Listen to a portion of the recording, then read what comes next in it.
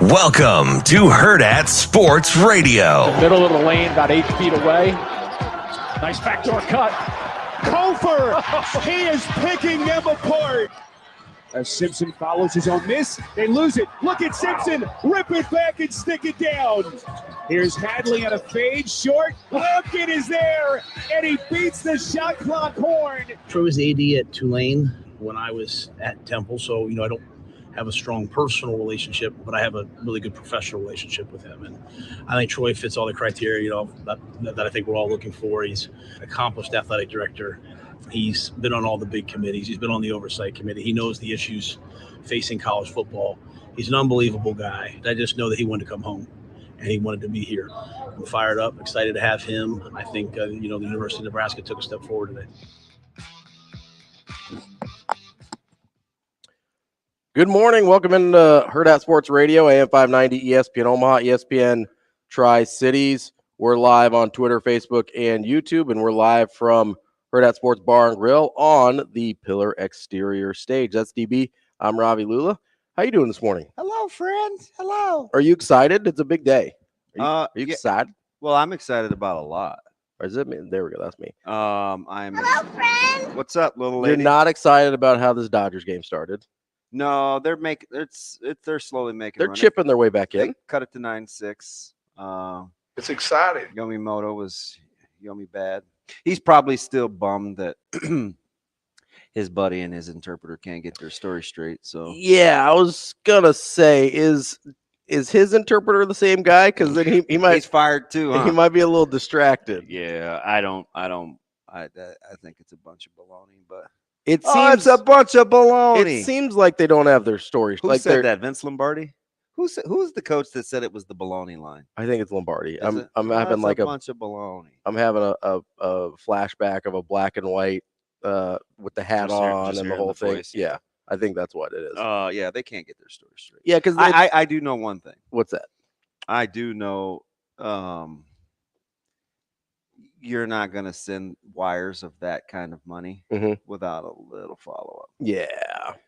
It's not like Venmoing a couple hundo. It seems like maybe our guy Shohei here is a little more involved than people would like. Well, at least he knows. I don't know if he's gambling. I just know that he had to have given permission to. But he's aware of the situation. Yeah. And now maybe it made the Dodgers mad. Now they're trying to scapegoat the interpreter. I mean, maybe what if the Dodgers just? I don't necessarily, you know me, like I'm slow to like jump to things. Me too. I'm very rational. I never get emotional. I could tell.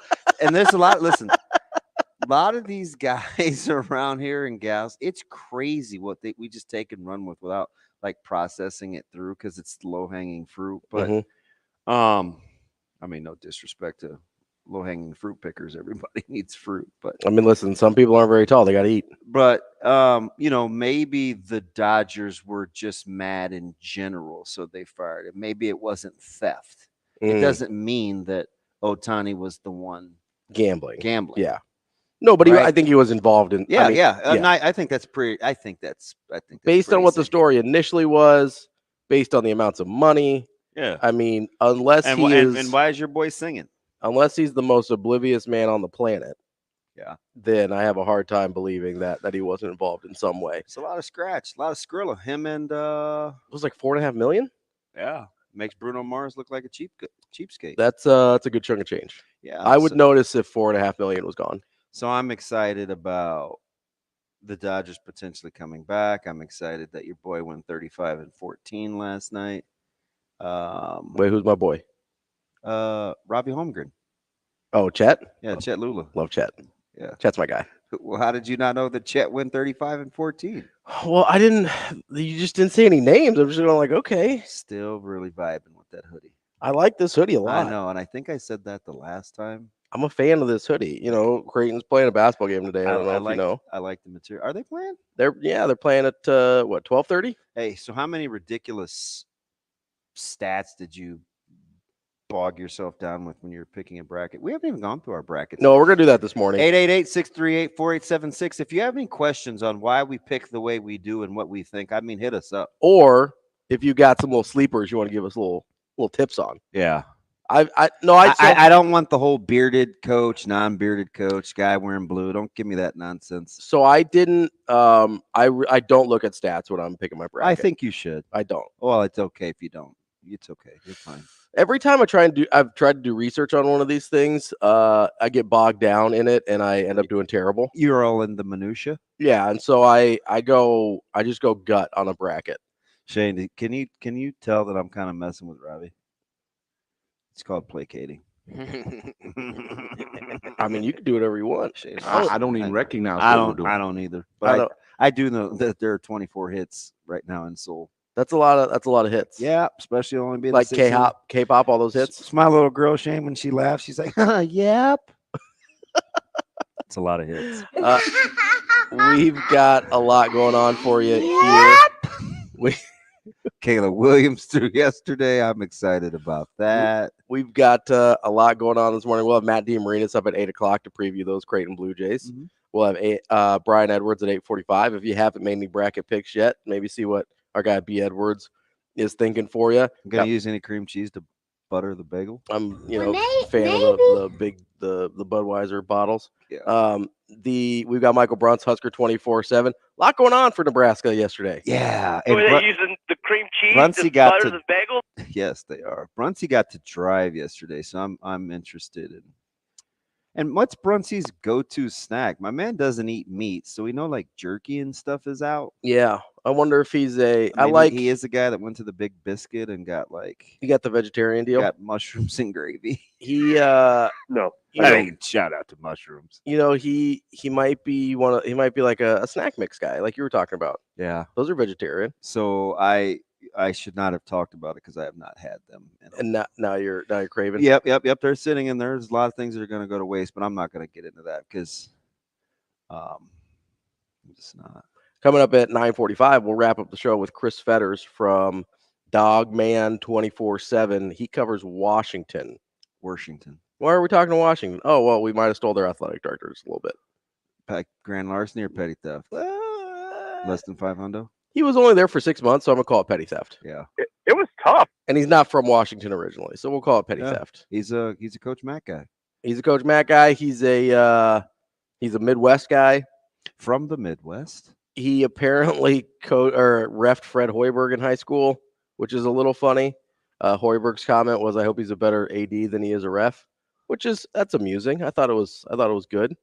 But aside from obviously hiring an AD, naming a priority candidate for the president position, also got an Amy Williams official announcement on the extension there.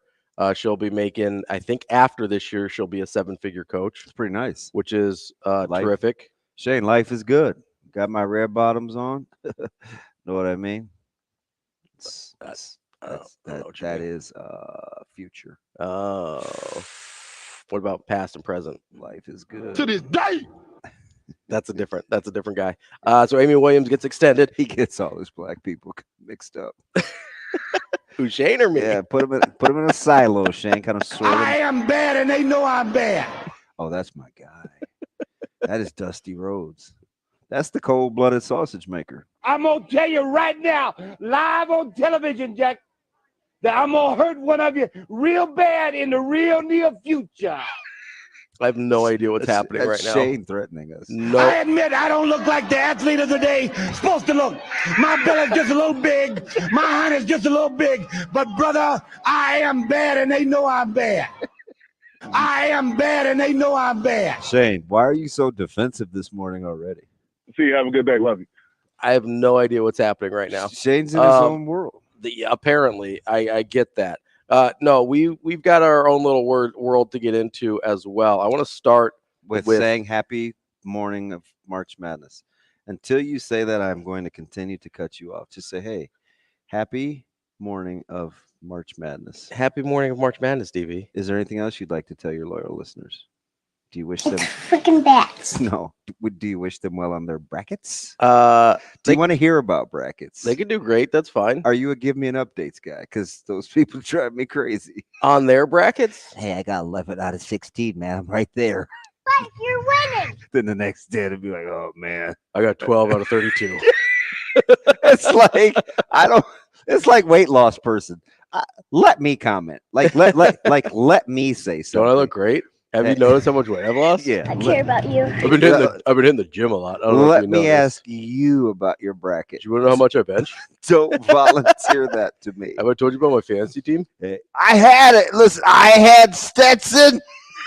Man, Telling you, I told you. through like 7 minutes, Stetson was right there. That thing wet. I was feeling good. Yeah. And then, the last 33 kind of got me. But that first 7, Hey, whose voice is that? I don't know. It's pretty good. That's just kind of my dumb guy voice, I think. Whoa. What? Robbie here for not smart people. Well, you kind of drop a little bit and go a little slower. And I'd be like, this is the dumbest thing in the world. Wait. I don't even know what I was talking about there. Was that live? Probably. That sounds like something you'd say about every 4 minutes. And I'd be like, this is the dumbest thing in the world. I don't say it that often. Usually I find more creative ways to call people stupid. Yeah, very critical. Very critical of folks' aptitude. Well, listen, can't fix stupid. I don't know what to tell you. Anything else before you get going on? No, I was going to get into the president, or, future president-elect, priority candidate gold. Wait, what? Isn't that what we call him, president-elect? Lord have mercy. Or is that a different thing? I think that's a different thing. Oh, a different president? Yeah. Oh, my bad. I got a little confused here. RFK Jr. type stuff. I don't think he'll be wearing that title. Stop. Just a guess. Just looking at polling numbers, I don't think it'll be throwing you a slider. His title. I'm just guessing. Just doesn't seem like it's going to work out for him. San Diego Dodgers continue to play softball. Hey, I didn't. And I stayed under 3.5 yesterday. I got the Fresh Prince up to bat right now. Shout out to me. Under 3, and you did get to stay under 3.5. Yep. I'm proud of you. Yep. Now, part of that's because the game ended like. Nope. Yeah. I'm gonna tell you what it was. What? Well, I still had 2.5 innings to go. Yeah, I'll tell you exactly what it was. You did 2 in the first 30 seconds, though. Yeah, one was a little chintzy. All right, 1.5. Call it 1.5. So this is what I'm competitive weird, right? Yeah. TK goes, I think it was in our comments or on Twitter. He goes, turn the game off, DB. Oh, no, I gave it tone. That's maybe not how he meant it. He is a little on the snark side. He can be. So once he said that, the adrenaline kicked in. I'm like, I can do it with the game still on. Watch. I'm not changing the channel, and I'm not going to say a word. So you're competitive when no one else even knows what's happening. 100%. Yeah, that's how you know you're a little. That's how you know you're a little different. It's dumb. Yeah. Like the back door could be open. Mhm. This is real. This was just yesterday. Yeah. I want to leave it open for the dogs. Right? Buddha can open the screen door. Mhm. So the screen door he must have been inside for a little bit, and it's fine because there are no bugs yet. So I'm You're super cool with the door open. But it was cold. Wood floors and it was cold, and I'm like, I'm not closing the door. I'm gonna deal with this weather because I'm the one that. So you're competitive. I'm the one that left the door open. So I'm gonna see how long I can. You're competitive with your own previous decisions. Yeah, it's really dumb. That's a little bit out But there. that's the honest to goodness truth. I just did that yesterday. That's super funny. Is that weird? A little. But that's how TK got me. He got me without even knowing. I see, I see people being competitive with other people that don't like. My wife will do this if they get on like the Stairmaster or whatever. If somebody gets on after her, she will not get off that Stairmaster until the other person leaves. Yeah, I like that kind of stuff though. Yeah, but at least there's another person involved, even if they don't know it. It's productive. It's not the game within the game. Yeah, it's not like I'm being competitive with myself on a decision I already made that there is really no reward for me here. Yeah. That's where it's like, I'm weird. I don't know what's happening here. I don't even recognize what we're doing. Elevator goes to the 8th floor. Hey, it's better than the basement floor. I got 10. I got 10. Hey, that's 80%. It's like a solid C. And that's totally on me. Ravi here for me being average. You know what they say? C's get degrees. We simply can't do that. What's up, Trev? I don't even know who that is. He's dead. Everybody. To me. Dead to me. Who's not dead to me? Dr. Jeffrey Gold. Yeah, it's good. We got some things moving. We got some things to discuss here too, because it was the chatter yesterday. Dr. Lawrence Chatters? He's a great person. He's at the university. Don't know who that is. Yeah. No, chatter isn't people talking. Oh. Like chit chatter. Chit chat. Yes. Was that, and for myself included. Big Dr. Chatters guy, though. That's good. Google him. I will. Probably during the break, though, because we're doing something right now. If that's okay. I feel like I just low-key got chastised. If that's... We got a lot to get to, DB. We got a lot to do. It's driving you crazy. No, it's okay. No, there was a lot of chatter going on yesterday that he was the candidate that Trev actually wanted. Mm-hmm. And I'm wondering if that's true. Maybe you know, maybe you don't. If that's true, basically a couple of different things may have happened here. Did you know Damon is also a yogurt? I did, yeah. The yogurt will not be our AD, though. Okay. As far as I could tell. Spelled differently. It is. There's an E instead of an O. It's like coffee, man. I don't. Where did coffee come from? Spelled like the drink. Spelled like the drink? Green Mile. Oh, yeah. Yeah. I'm just going to get you off your game. John Coffee, man. Because I spelled like the drink. I just don't. I don't want you to get to your point. That's fine. Let's talk about coffee. Let's talk about Green Mile. You know, a lot of people think it's an allegory for Jesus. John Coffey is the Christ character in that. Did you know that? Unrightfully persecuted. You're not playing the game correctly. You're Execute. supposed to ball your fists up and be mad. You're not supposed to go along and then ruin my own stint. Well, I mean, hey, you're not the only competitive one around here. I tell you what, you want to throw this thing off the rails? Let's go off the rails. About Dr. Gold, though, I have some thoughts. Nah, I'm okay. We don't have to. Let's talk about Dan and yogurt instead. Nobody can do that. I'm actually not a big yogurt guy. It's a consistency issue for me. I tried to buy. But it's in all your dishes. Well, not my dishes. You can't just throw that at me like every Indian dish is my dish. I know what you're doing there. Try to slide that past me like I don't know what you're talking about. Yes, I am aware that yogurt is a staple food in much of the Indian diet. Man, my bad. You know me. I don't eat a lot of Indian food. Oh man. My flavor palette came from the white side of the family. Is this thing on? I have probably not much longer, if I had to guess. Sasha, this is what happens when we don't get a lineup tweet. It's totally out. It's chaos. So you know I'm mad about that, right? Yeah, I know. I sent a text. I was like, hey, could we get a lineup tweet? Like, it's fine. I mean, everybody's got a job to do. It's fine, you know. All right. I got a job to do too, and you're not real interested in letting me do that. Because where's the lineup? I gave the lineup out loud, orally.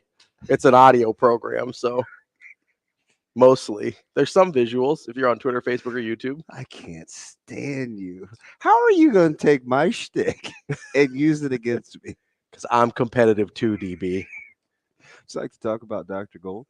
No, I'm okay. I do want to let's talk about talk about Chris Holtman and DePaul. I've been trying to get to that for a week. So is that really a good job? I don't. People are trying to convince me of that now that a good coach got it. Well, why does that make you laugh? Because all of a sudden I got serious. No, because you like word for word read off of my sheet. Oh, I can't read. That's basically exactly like it was basically, you know how I do the thing like, are we sure? Oh, boy. My note is basically like Chris Holtman to DePaul. Are we sure that's a good job? Yeah, it's not. Just because it's in Chicago doesn't mean it's a good job. Yeah. Would you like to talk about Dr. Gold? Because I do think that was the guy that Trev wanted. I'm okay. I got some other stuff to get to. He's doing some good But things. wait a second, though. You want to do our brackets now? I have a question. Are you going to take North Carolina to win it all? Are you going to do that? Are you that guy? Mm-mm. You like hedging your feelings? No, I would never. I'm not built like that. You're not hedging your feelings, or you're not? Okay. I'm not a feelings. You just don't think they're going to win it. No, I'm not a feelings hedger though. You going Creighton all the way? Big Coach Matt guy? Big Coach Matt guy, but no Creighton all the way. I took Creighton all the way. Spoiler alert, because I'm a homer. I'm okay with that. Wouldn't you rather be right? Not if I'm just doing a I'm not like in a like So I just do a I'm not like in a pool with anybody. I'm just in a bracket to do a bracket. I used to always do those, and then I did them some. When I found out how difficult it was to just get a normal printable bracket, yeah, and it's gotten bad now. I think I maybe silently revolted. I used to Can like Nat Turner do a thing by himself? No. I didn't think so. He probably needs Nat people King Cole? different Nat. Different Nat. Yeah. I used to just cut it out of the newspaper. Like, what if he didn't have anybody to lead? It'd be kind of Well, a leader without any followers is just a guy taking a walk. like the leader. like the Hobbit. No, he gets some friends. They're friends. Actually, in The Hobbit, he is by himself. You're right. I was thinking Lord of the Rings. Lord of the Rings, he's got some friends. The Hobbit, he is just He's over here losing his mind. Just walking by himself until the dragon shows up. It's like, whoa. Think anybody tweeted the lineup out yet? I was like, whoa. I said it out loud. That's all I could I do. don't know what to talk. I have no guideline with no. No, yes, you do, because I send you a Word Every night you document do. every night. Although sometimes it creeps into the morning. Yeah, well, so there was a couple times where I did the whole thing, but if I close the email window too fast, it doesn't actually get sent out. It just goes into the drafts. So I thought so you don't want to talk athletic directors and presidents? I mean, we can at some point. It's a long show. We only got like 3 minutes left now, so kind of wasted this segment. It's Thursday. Everybody feels good. People have all these made up reasons for not going to work and taking long lunches. We just entertain people during their traffic stops. I feel great. I'm having a great day. Creighton plays at 12:30. Are you going to eat? Yeah, probably. Okay. Why would I not eat? Well, I just wondered if you ate during the game and stuff. I'll probably get some food during the game. I'll probably watch at home though. I don't know that I want to. It gets a little crazy out and about, and for a March Madness game, I don't really want to do that. Now, we've seen some March Madness day starts on St. Patrick's Day. Yeah, and those are wild. But we're just coming off of St. Patrick's Day. Do you think people are ready to ramp it up again? Certain age groups of people are. Did the weekend get away from you? Did you see a lot of St. Patrick's Day people? Saturday, I saw a lot. I didn't pay a ton of attention. I wasn't paying attention, but there were people out. But today will be. Today will be aggressive. A lot of lunch specials around town too. We love a lunch special. I'll probably eat at home just because I might. Yeah. Hey, we have a lineup out. There we go. I like watching the games at home because I've got my setup, and then I'm kind of camped out in my office having a good time. And are you Ghost Party or what are we doing? What do you mean? Who's the real MSU? Well, they're the opening game, aren't they? I don't. Yes. I'm mad. Yes. I'm mad at Tom Izzo, by the way. Why this time? So, speaking of TK, who getting people riled up a little bit, he sends me a message yesterday about one Thomas Izzo, the fourth. I don't know if I just made that part up. Basically, the headline is the only fourth that Nebraskans need to be worrying about is the guy they're trying to keep out of the paint that plays for that Maroon school. Yeah, you gotta watch out. He's the fourth. You gotta watch out for him. Or a V with the I in front of it. Yeah, it's an IV. That's a Roman numeral, DB. Wow. The I actually stands for 1. The V's a 5. But if it comes before the V, you subtract it. Shane. If it comes after the V, you add it. I'm gonna let you after add. I'm gonna nip this in the bud right now. Yeah. I just want you to know that I already know how my own medicine tastes. I have kids. I'm well aware of how my medicine tastes. Tom Izzo says mid-major shouldn't get automatic bids into the tournament. And Tom Izzo can kick rocks. Tom Izzo listens to the show, right? I hope he does. He got it. His guy, Mr. Tiemann, said, man, there's this guy in Omaha who likes yogurt. Doesn't like yogurt. That's racist. Just assume all Indian people like yogurt. No, I like yogurt, and I'm black. Oh, all Indian people like yogurt.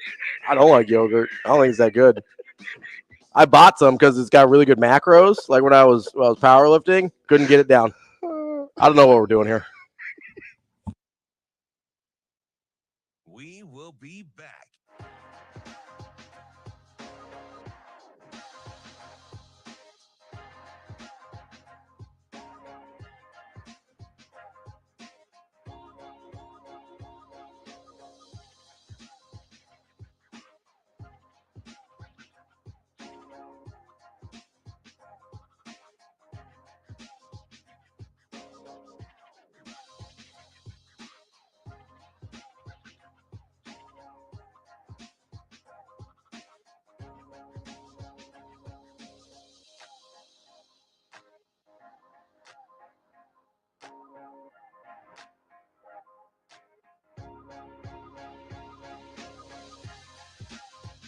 We will be back.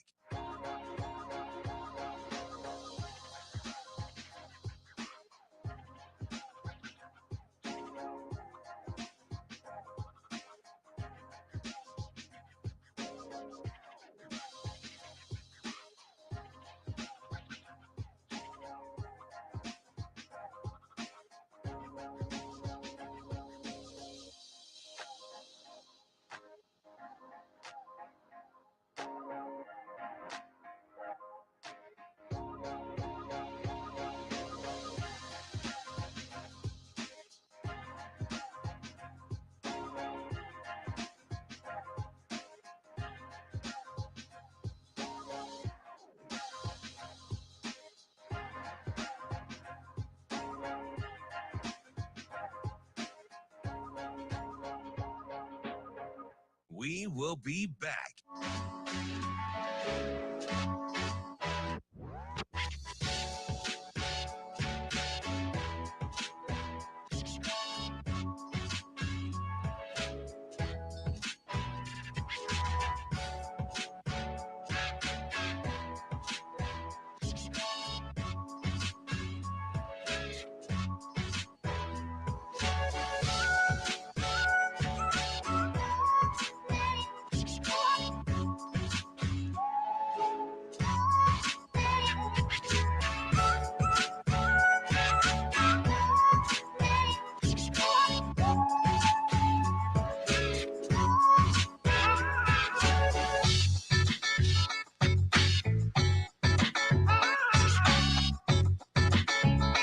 We will be back.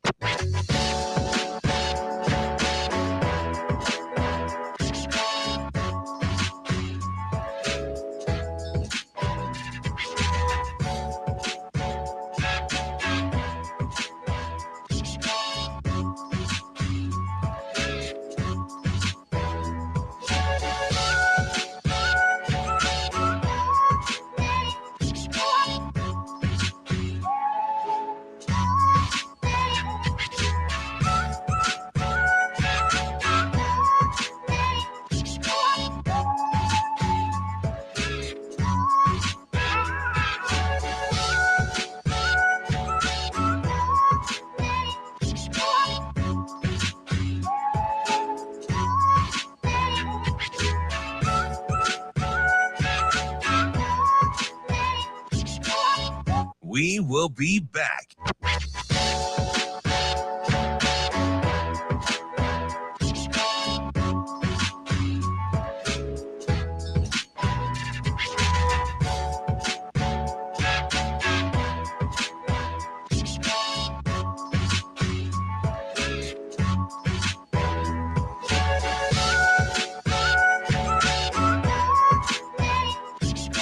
We will be back.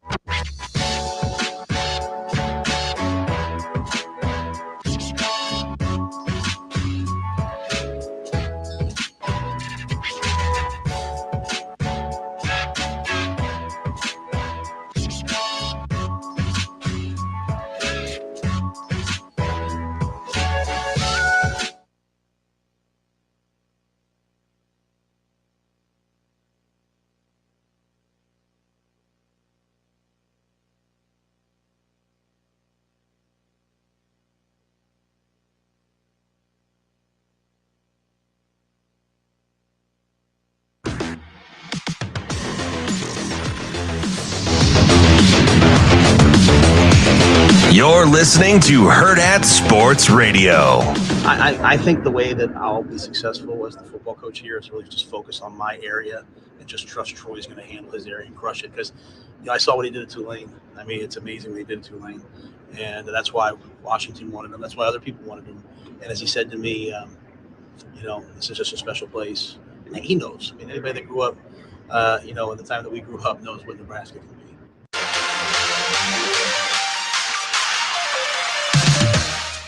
We're back here on Hurrdat Sports Radio, AM 590, ESPN Omaha, ESPN Tri-Cities. We're live on Twitter, Facebook, and YouTube. That's DB. I'm Ravi Lulla. We're here on the Pillar Exterior stage at Hurrdat Sports Bar and Grill. Or if you want to come down and watch some March Madness today, you certainly can. Lots of TVs all over the place. I would eat. It's where I camped out last year on day one. It's all about the food, man. You, me, A-Raj were here Dupree last year. Is this a pet friendly? No, I'm not even gonna get started. I'm just telling you though, without guidelines and parameters, that's the kind of stuff that happens. Yeah. It's a bleep show. I don't know what to tell you.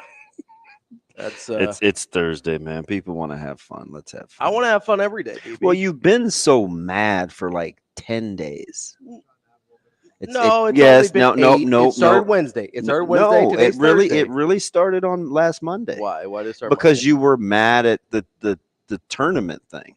What tournament thing? Like what was going on, precursors, who could get in, who could not. You had already worked yourself. I was mad about Indiana State into a little bit of a frenzy. Well, the committee failed me.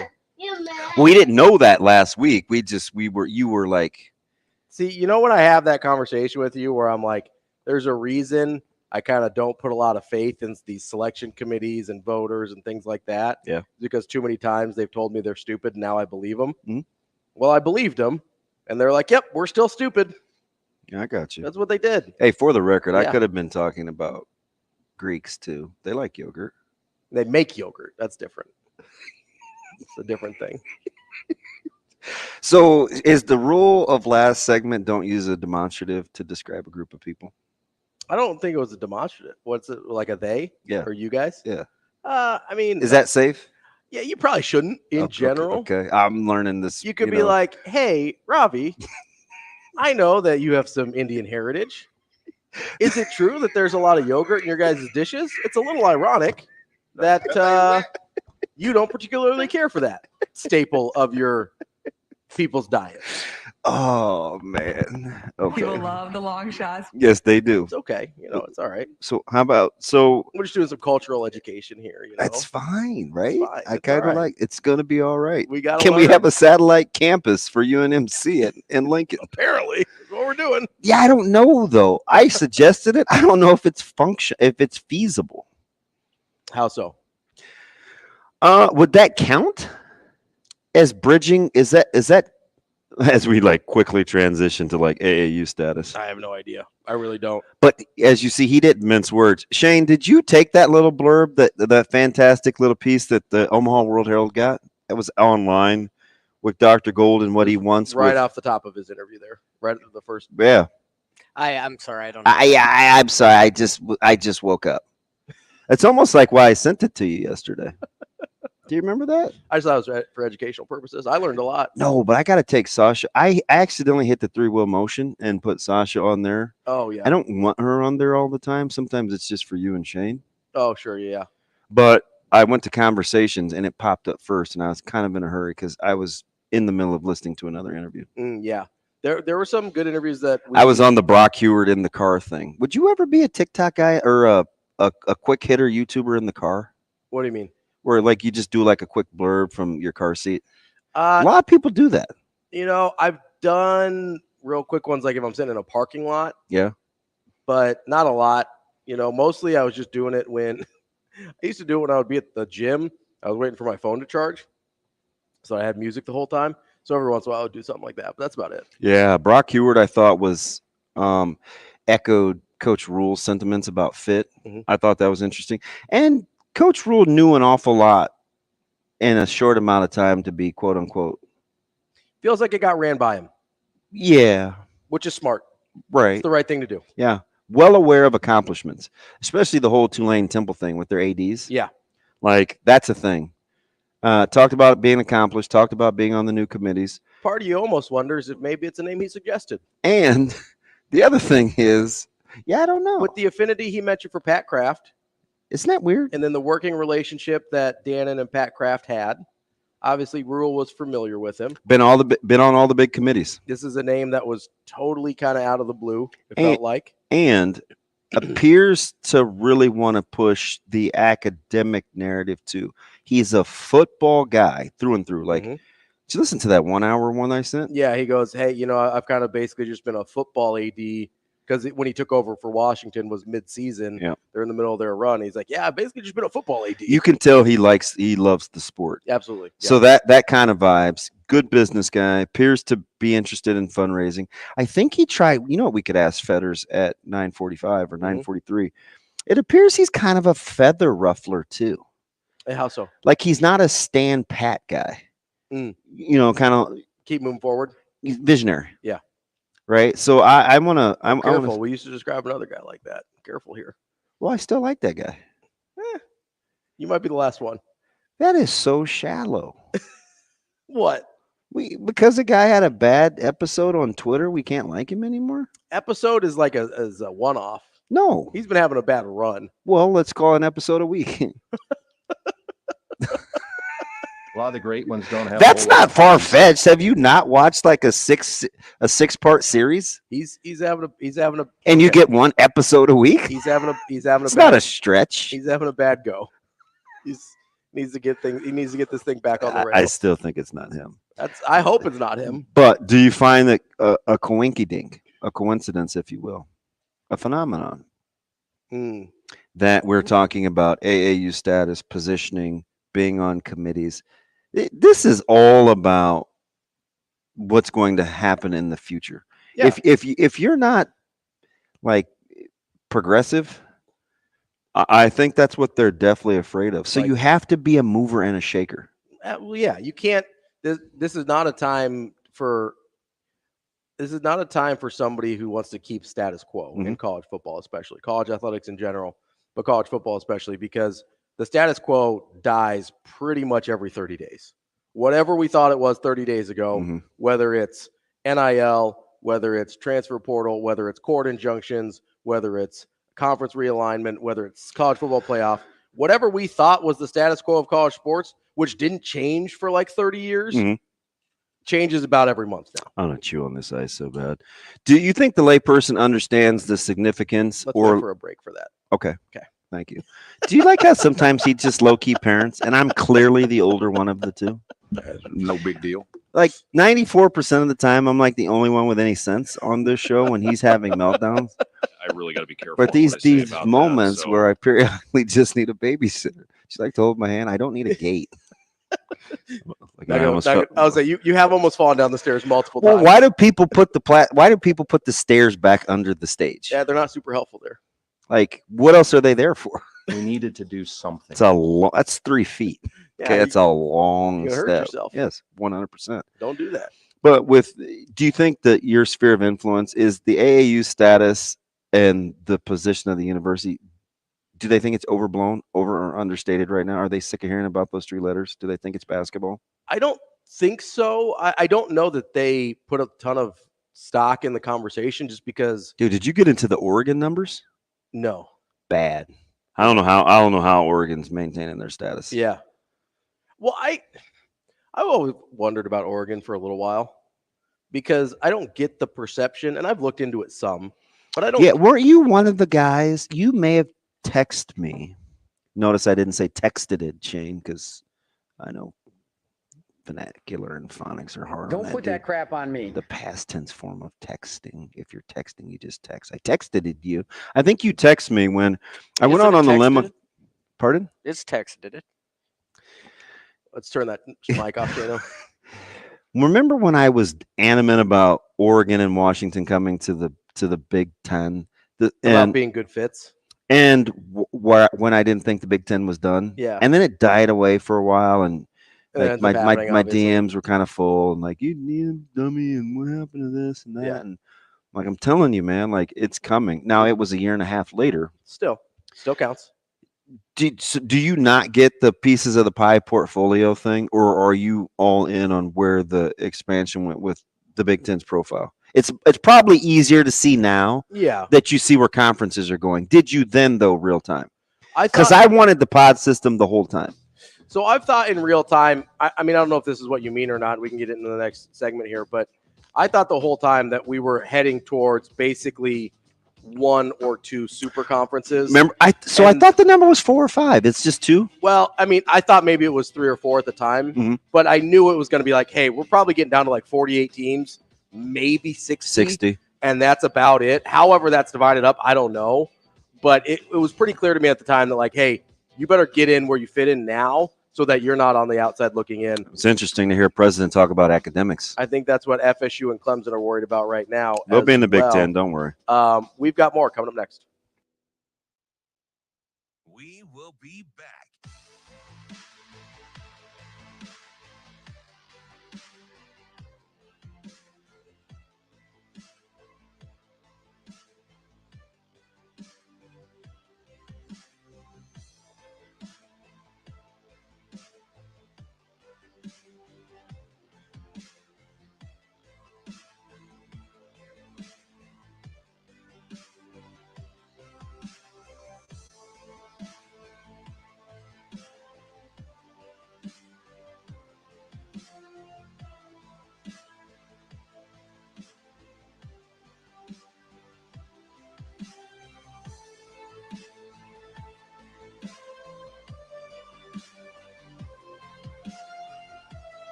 will be back.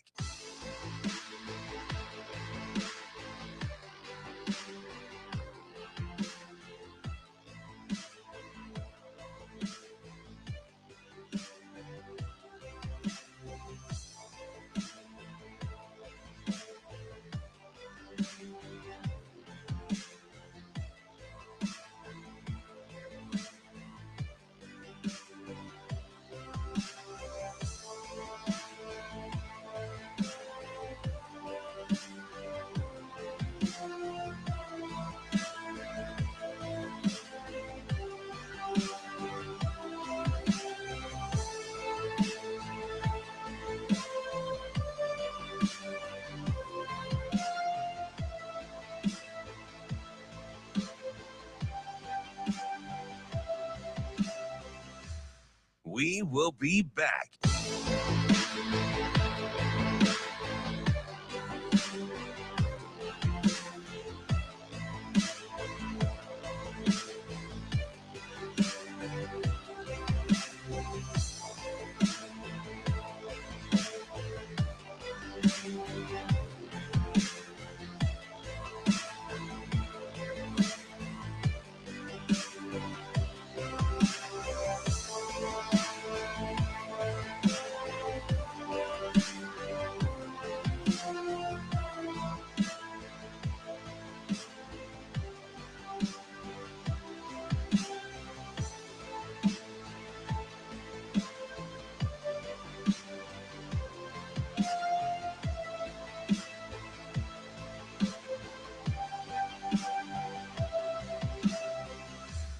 We will be back.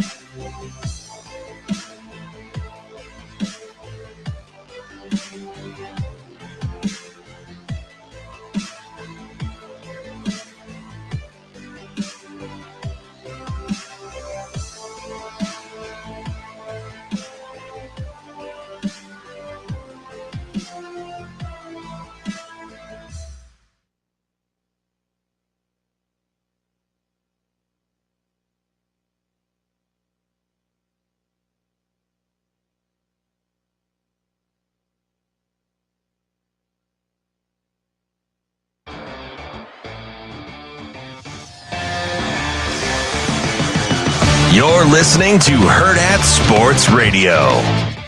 Troy Dannon was unfortunately for his family not a fit. His family just was not going to be a fit up in Seattle, and his dream job in the Midwest at Nebraska opened up because Trev Alberts left, and Troy Dannon moves on. His family moves on. It was just unfortunately not going to be a fit, and maybe, frankly, a blessing in disguise, because if family's not happy and they can't find a place to live and it's not great, then you know what? Move on, find a place in Lincoln, Nebraska, and go do your thing there.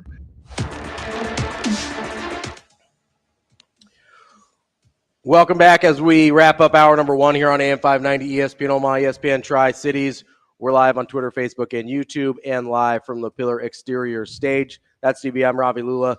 The voice you just heard was Brock Heward, former Washington QB. Who He's polarizing with Nebraska fans. We didn't always love him on broadcast. I kind of like Brock. I don't mind him. He's very matter of fact, right? So you can't be kind of wishy-washy and a little Belgian waffle and probably like Heward. You know, because he's very confident. He's very confident. He's very decisive in the things he says. Yeah, sounds a lot like a guy sitting next to every day. I don't know what that means at all. It's fine. It's nothing wrong with. You'd never wonder where I stand. Yeah, and you know what? That's how I function best. Yeah, I mean, there's certainly some drawbacks to the way I go about business. No. What do you mean? You mean like sometimes like just stealing $20 wagers because you're mad? Sometimes I let the emotions get the best of me. I'm going to try not to take advantage of you though. But although I would like to eat for free again some other time next week. Well, you still got cashing on the other one, and then we'll talk about a new one. You could just order it for me. Like I'll eat it today if you want. You you want to hang out? We'll get you some food from the bar. Good to Well, go. let the kids eat when they get home from track practice. Dad, where'd we get the 4 sides of gyro and pita? I know you're not going to eat the pita. Yeah, just eat. It was free. You know I'm not paying for kids to eat. All right. They got their own deals. Not interested. So those are your guys when you're not betting against one of them. No, I do like Caleb and Micah for sure. Don't kids eat a lot of yogurt? Depends on whose kids they are, apparently. I'm just saying.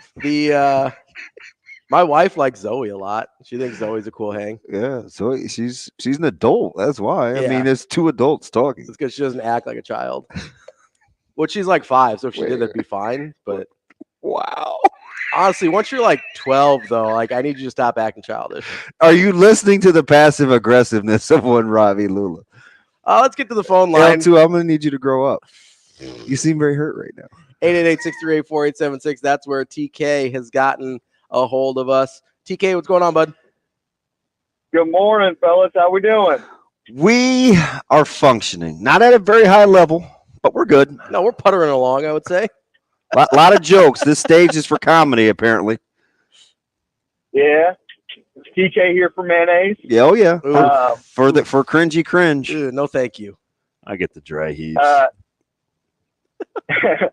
So what at the end of the last segment, you guys were talking about, the consolidation of super leagues, and it made me think back to a conversation I had with one of my classmates who's big into all the NIL and legal implications and all the cases. He follows them religiously. Mm-hmm. And we talked about one day what it's going to look like eventually when the student athletes are being paid by the colleges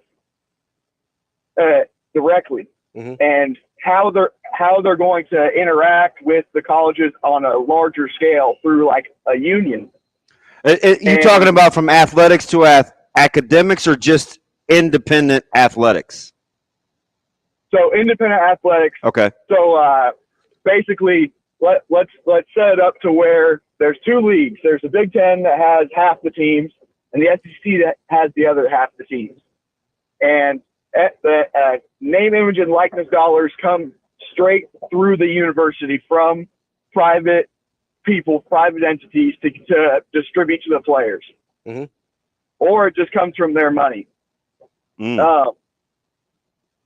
When eventually they're going to have a union to negotiate some of these deals. Yep. I wonder if Congress doesn't do anything about it, what a court will say about if the SEC and the Big Ten tried to work together, because that, in my brain, it's collusion. Sounds like a monopoly. Yeah, sounds like a monopoly. Unless there's 2 things there, TK, and you're the soon-to-be lawyer, not me.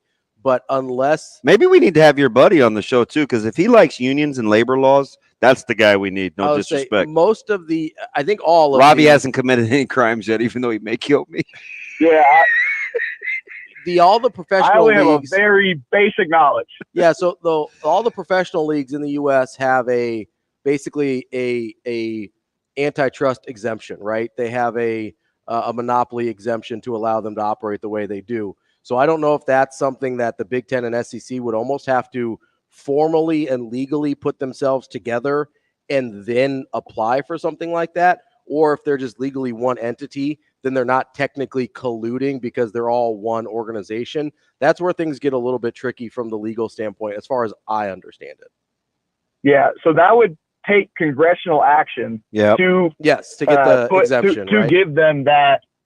Yeah, to give that exemption. For sure. And if the NCAA falls, then the Big Ten and the SEC are separate, like legal entities. Right. So what I'm saying is they'd have to formalize a legal agreement to become the same entity.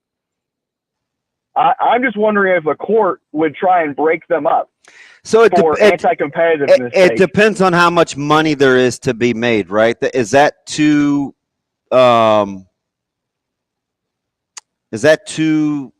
sarcastic, too myopic? No, because I think that's the thing, right?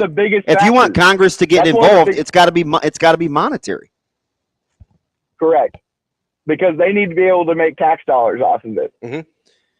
So, TK, let me ask you something real quick. What are your buddy's thoughts on? I think he said him, so I'll go with that pronoun. What are his thoughts on whether you can bring NIL in-house once these leagues are formed? That would take a government. That would take a government third. That would take a third party, right? Right. So absent any congressional action, it would take the individual state governments to do that. Mm-hmm. So like what the state of Nebraska is trying to do. Okay. With that bill, I forget what bill it's called, but like it would take the individual governments who technically run those universities. Okay. Appreciate that, TK. Food for thought. Now we got to get serious because my brain is spinning now because I know ultimately one of the things that was a sticking point for Appreciate the call, TK, by the way. for Trev was I think ultimately he wanted to move NIL in-house. Mm-hmm. Right? I think eventually that's where it's going. Do you? I do. I think It's going to have to be regulated. it will. And that's why it may not happen quickly. Okay, so in long term, that's where it's going. That's fine. But in the meantime, can we continue to support things like 1890? Because I think that's important. I think that's important. Do you think we understand that? I don't know. Do you want me to get on a mountaintop and I would say we can say it right now. You need to support initiatives like 1890. Yes, because otherwise, between now, because I don't know when, we could be several years away before. I don't think so. What? That's several years. What's going to happen is from bringing it in house. You mean? Yeah. Okay. See, because what's going to happen Yeah. is Caden Proctor won't be the first or last. Right. So, but if we're talking about, it's not going to take as long as you think. Congressional action, it's going to take longer. If you're talking about state legislative action, it could get done quicker, right? So that's what TK said the two options are, and we saw this with NIL, where all the different state legislatures. Right now, you don't think Iowa State? You don't think like? No, I bet they're doing it right now. Oh, I know. But she's probably pissed for sure, right? But and I'm pretty sure Kirk can have her on speed dial. My point is, I think anytime you're dealing with a political body, it's going to take longer than if it's just a institutional decision. I understand. Right? So maybe several years is an exaggeration. Are you a laissez-faire guy? Do you want more or less government? No, in terms of that's a loaded question. In terms of the college football, college athletics narrative, I think there needs to be some sort of common set of rules that everybody's playing by. Okay.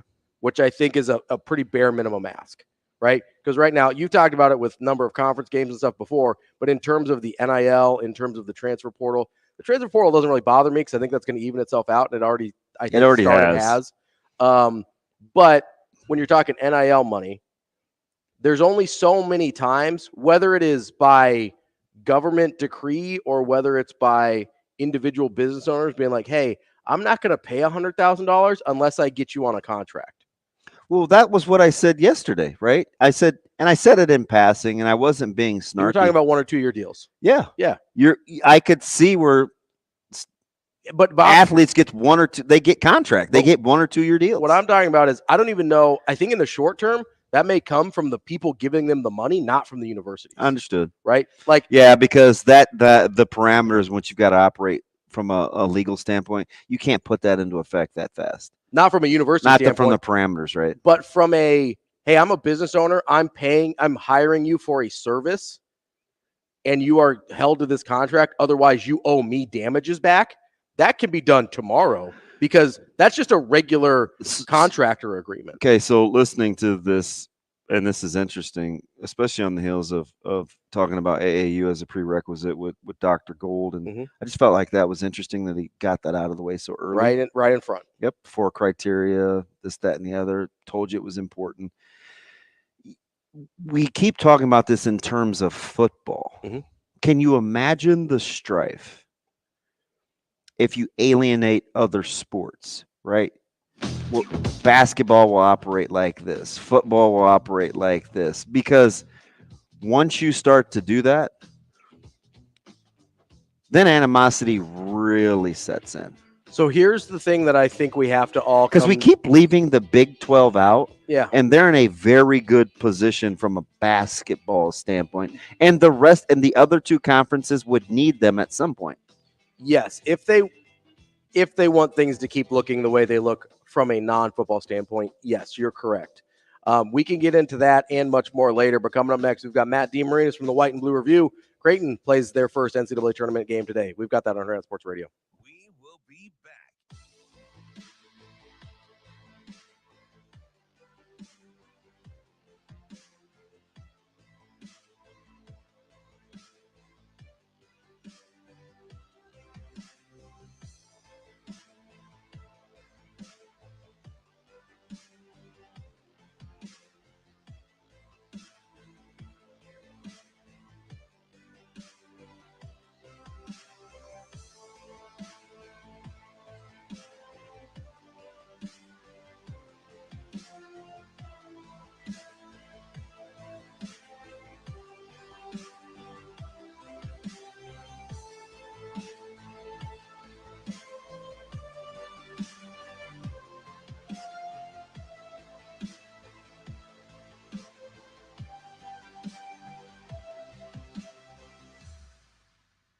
We will be back.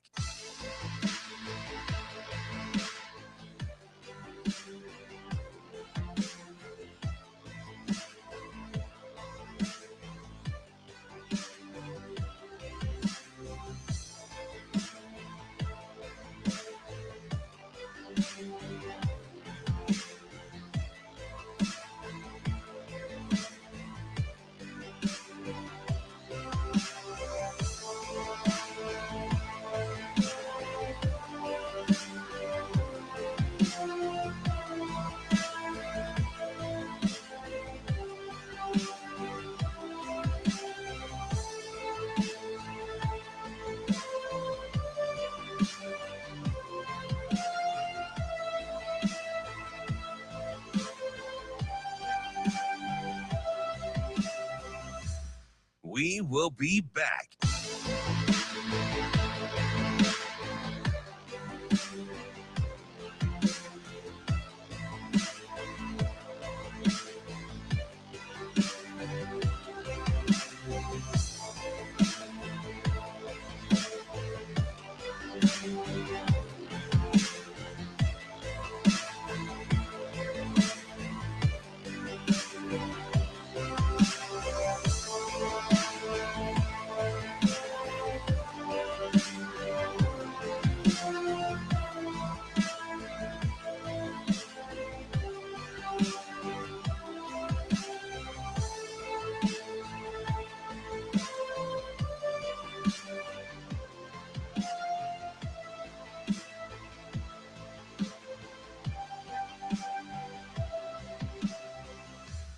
We will be back.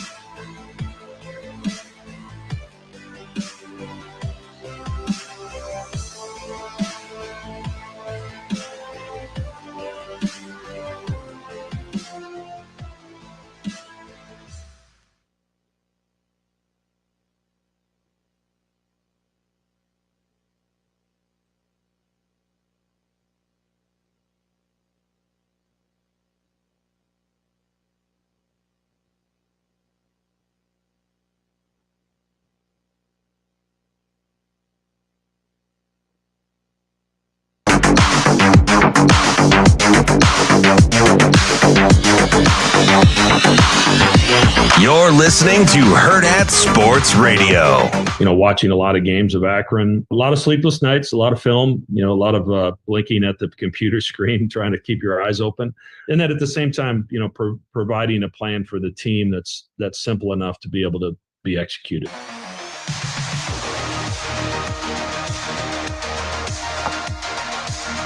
Kicking off hour number 2 here on Hurrdat Sports Radio, AM 590, ESPN Omaha, ESPN Tri-Cities. We're live on Twitter, Facebook, and YouTube, and we are live from the Pillar Exterior stage. That's DB. I'm Ravi Lulla. Joining us now on our hotline is Matt DeMarinis from the White and Blue Review. Matty, how are you this morning? Morning, Ravi. Morning, DB. How's it going?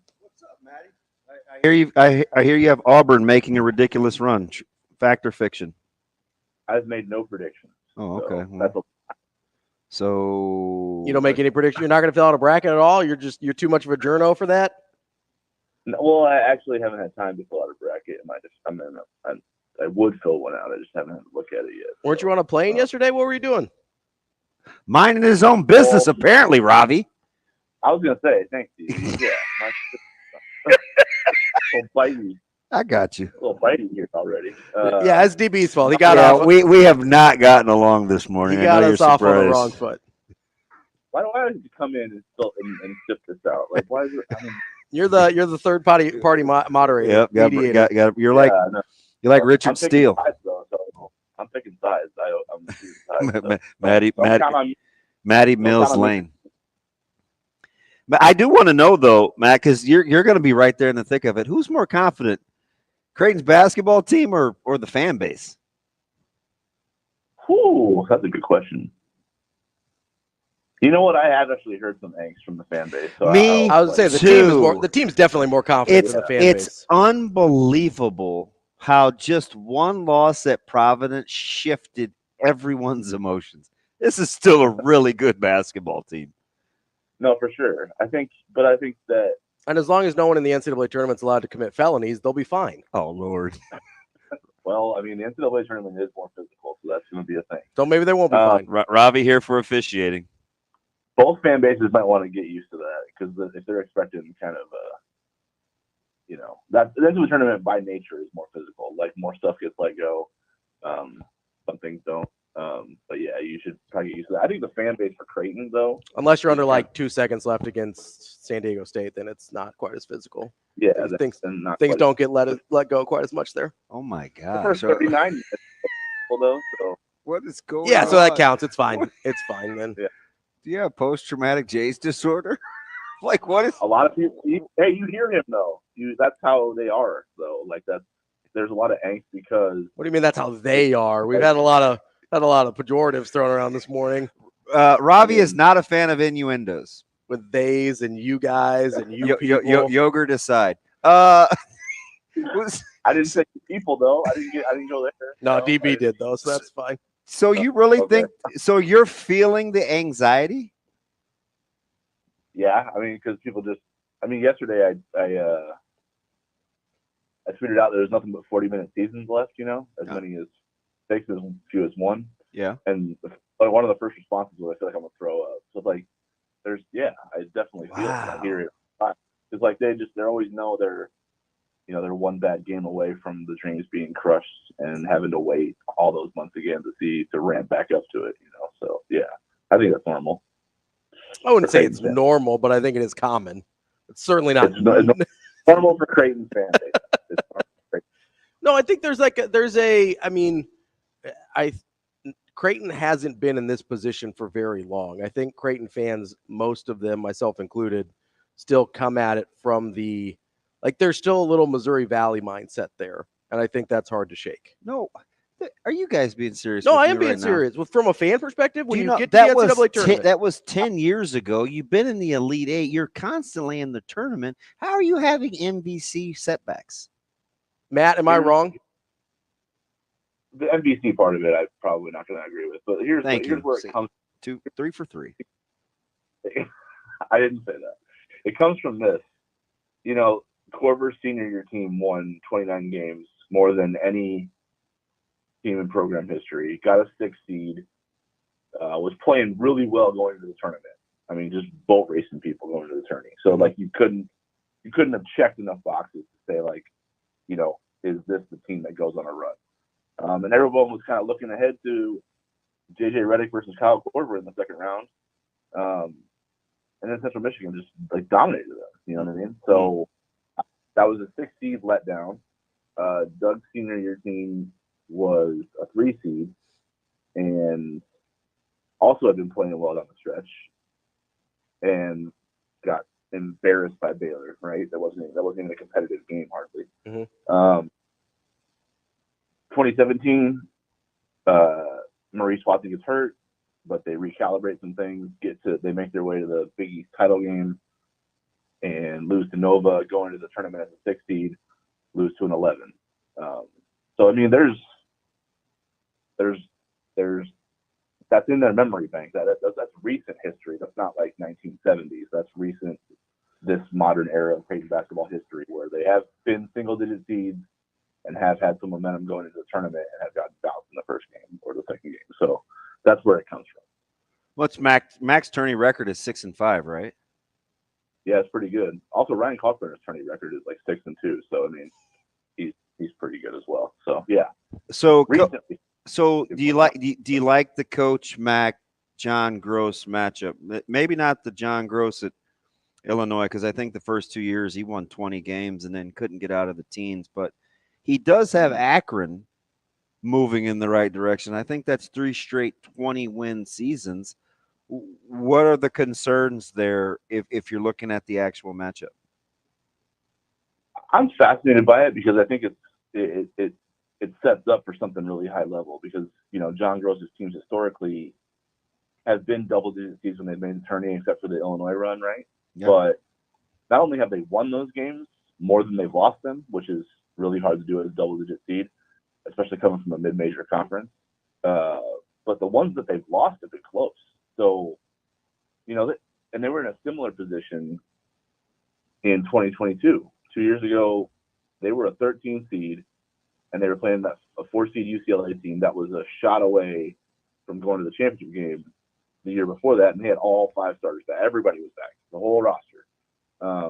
And that was like, Akron had late leads. That was a back-and-forth game all the way down to the wire. They had a chance to clip them. So that was a Final Four caliber UCLA team that Akron went to the wire with, and 4 of their 5 starters from that game are back this year. They're still in the lineup. So, you know, Enrique Freeman, who's a stud, He's you know, Michael Dawson, Greg Tribble, who is he's a really confident dude. He's their defensive stopper, their PG1, the tone setter. All those guys are back. So they played a team like this before in the tournament and almost beat them when they didn't have the confidence and belief to know that they could. Now they're coming in thinking, well, we almost did it before, so let's just finish the job this time. So from that point of view, this matchup is fascinating because not only is Creighton coming in with a lot of belief that they can go on a run, Akron's coming in with a lot of belief that they can stop them from doing it.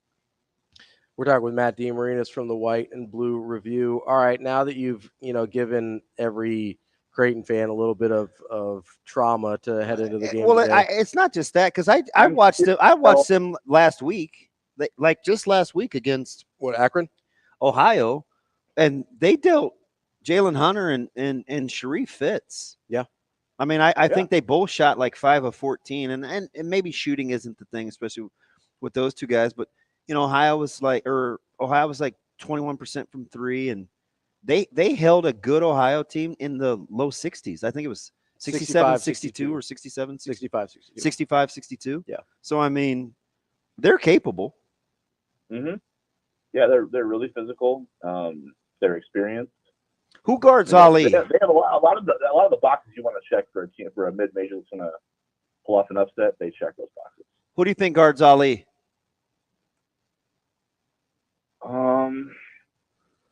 Yeah, I don't know, because like he has hit 3 threes in his last 2 games, but I don't know if that's necessarily a big part of his game. He's just kind of sneaky. Yeah, like, and I was watching him shoot yesterday, and it definitely doesn't look like there's I guess it looks like he has to kind of get hot, kind of thing. You know, it's not super consistent. So, I mean, you don't want him to get hot, first of all. I mean, all of Akron's shooters outside of, you know, that play around Freeman are kind of streaky a little bit. They've all had, you know, stretches this season where they've gone off individually. So I think the recipe for their success is that can they get a couple of those guys hitting and in a rhythm in this game along with Freeman going off. So, you know, but Ali, I don't know. It's a tough matchup because he's obviously long and, you know, he covers a lot of ground. Like, you know, he takes those wide steps so he can get into his spots, you know, without having to have a burst of speed. At least in my opinion, but you know, I think he wants to live in the mid-range, and that's where Creighton kind of forces guys to go. So it's all about if they can, you know, be in position with the drop coverage to contest his mid-range jumpers, because that's kind of where he wants to live I think that's his first option. So No, I would guess Mason would be okay, but probably someone like Baylor first of all because of the way Ollie can score. Coaches don't often like to say out loud and mention body clocks and time of day of games, but I do think there's something to it, especially when you're not on a weekend. Would you rather be Creighton playing in, around noon, or Nebraska not playing until 6 o'clock on a Friday night once the tournament's going? Yeah, everything I've ever heard over all these years about like coaches and players is they don't like sitting around all day. It sucks. Especially for a big game. Like it'd be one thing if it was just like a bye game in November or something, then you just kind of chill. But if it's like a big game where there's a lot of hype and your juices are flowing, you want to get that adrenaline kick-started at an earlier time. That way you can just utilize it and go. For Nebraska, that's going to be really hard because there's so much surrounding this game. Their first tourney win, can they get it? They haven't been to the dance in 10 years. The Trev Alberts drama. Like there's going to be a lot of noise, and it's going to be a really hard challenge for them to kind of get into the right state of mind to play basketball. Be waiting around all day. I'd rather be. I guarantee even Nebraska would rather be Creighton. They just want to get the game going. Matt, let's go national here a little bit while we've got you. Because I know you watch a ton of everything. Who are some of the teams that, obviously everybody's like, UConn's good. But who are some of the teams that you look at in this field where maybe not national title, but you think, hey, this team could make a little bit of a run here? Hopefully you'll say Kansas for our mutual benefit. And I kid because I care. I don't know if Kansas I told Ravi on, was it Monday? Yeah. I go, holy smokes. I said, Matt's got me by the throat. You go, I might be in trouble. I might be in trouble.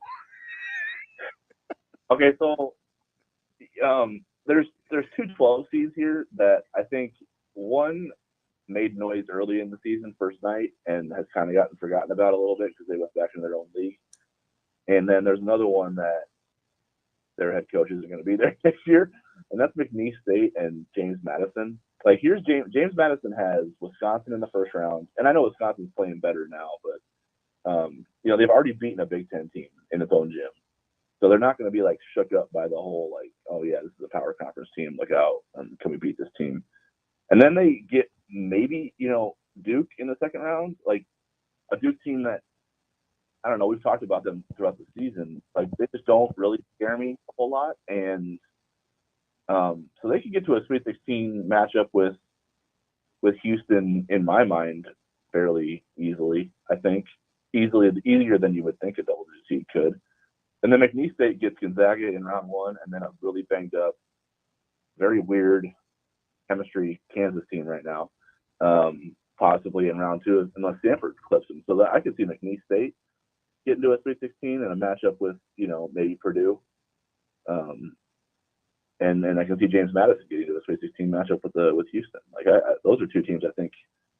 I'm not going to say that they should be favorites, but I could see it easily in a world where they knock off the higher seed in front of them. Who is? Go ahead. If you're looking for dark national champion, or if you're just looking for a deep run from no, just regular, deep runs. I don't, I think it's trying to predict a national champion out of a dark horse is a little bit tricky. Who on the other side of that coin? Who are some of the really highly seeded teams? So I guess first couple of lines that you look at and go, yeah, I think they might be taking an early trip home. I mean, Kansas is an easy one. That's a 4, though. I don't give me like first couple of lines. Jeez, you're so demanding. I am. You like his delivery? It's my favorite. I know. And he has that dry look in his eye when he's talking to you too. Half the time, I think he's asking me questions he doesn't even care about my answer. It's not that I don't care about your answer. It's just I'm dead inside, so I always look like that. Oh, gotcha. Jeez. Okay, I don't want to hype up your listeners here, but let's do it. I think I don't think there's a crazy world where Houston loses to either Nebraska or A&M. Mm-hmm. Like, there's not a crazy world where that happens. Like, because they have to stop you. They have to be physical. They have to create turnovers. And if you can just calm down and execute against them, I think you can put them in a stressful situation and possibly clip them. Like, I think if you're looking for, one seeds that could possibly go down early, I think everyone's kind of looking at Purdue because of recent history. But UConn and Houston don't have easy roads to the Sweet 16, in my opinion. Like, I kind of feel like that week 1 is North Carolina, though. I'd listen to a lot of national guys, and it seems like, and granted, they are the 4th one, so duh, but people seem to think that region is pretty volatile because I keep hearing they have the weakest of the top 4 seeds. Well, I mean, Mississippi State just waxed Tennessee, and then Michigan State is Izzo. So, I mean, there's something there, but I don't know. Like, even Carolina losing to NC State the way they did, where they really just, I thought they were chasing the game the whole time. Yeah. I mean, RJ Davis is still just so good. Like, he is like a one-man microwave. Just he can go off and carry a team. And then, like, Baycott, when they use him, when they actually throw the ball into the man, he's tough. Like, yeah, he's just such a liability defensively. But and he's a great defense. And let me say that correctly. He's really good with paint protection and can run the floor. He makes defensive teams. But what happens when they play small ball against him? Like he gets stressed to the gills. Yeah, I just think everyone's probably looking at Purdue because they just got bounced at 1. I think Purdue is really good. I have a hard time thinking they're getting clipped because I like them. I think they're actually built for. Let me me ask you guys I think UConn and Houston are the teams they're gonna run into some teams that can beat them in the second round. I'm telling you, I could. I'll talk about the bracket later. I don't have UConn in my Final Four, and I know I'm going. Call me crazy, but I don't have UConn in my Final Four. Why do you think when people talk about Houston, we act like, or we seldom talk about LJ Cryer? I think it's just because how good Jamal Shedd's been, probably. I think it's natural to kind of gloss over. I mean, he's their leading scorer. He's their best shooter. And it's almost like he's an afterthought. Well, because Shedd's the head of the snake. I understand the what. I don't understand the why. Yeah, I don't know. I don't know if Houston's dynamic there, but I think I just think it's because Shedd's a stud. I don't think for me it doesn't go any further than that. I think Cryer is really good. I just don't think, like, you always ask these really thoughtful questions. It makes me think about it. Like, why don't I respect LJ Cryer? I don't know. I think it's just because Shedd's so good that I think everything around him is just playing off of the tone he sets. You know what I mean? His ability to go on a heater is pretty spectacular. Yeah, I mean, he can take over 94 feet. Like, he can take over the entire court. That's how good he is when he's on. You know what I mean?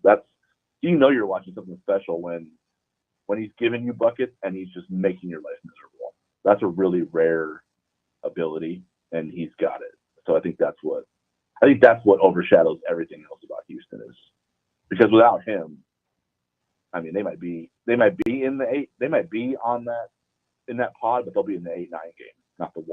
You know what I mean? I'm not picking any 12s over 5s. I don't. None. And I know, right?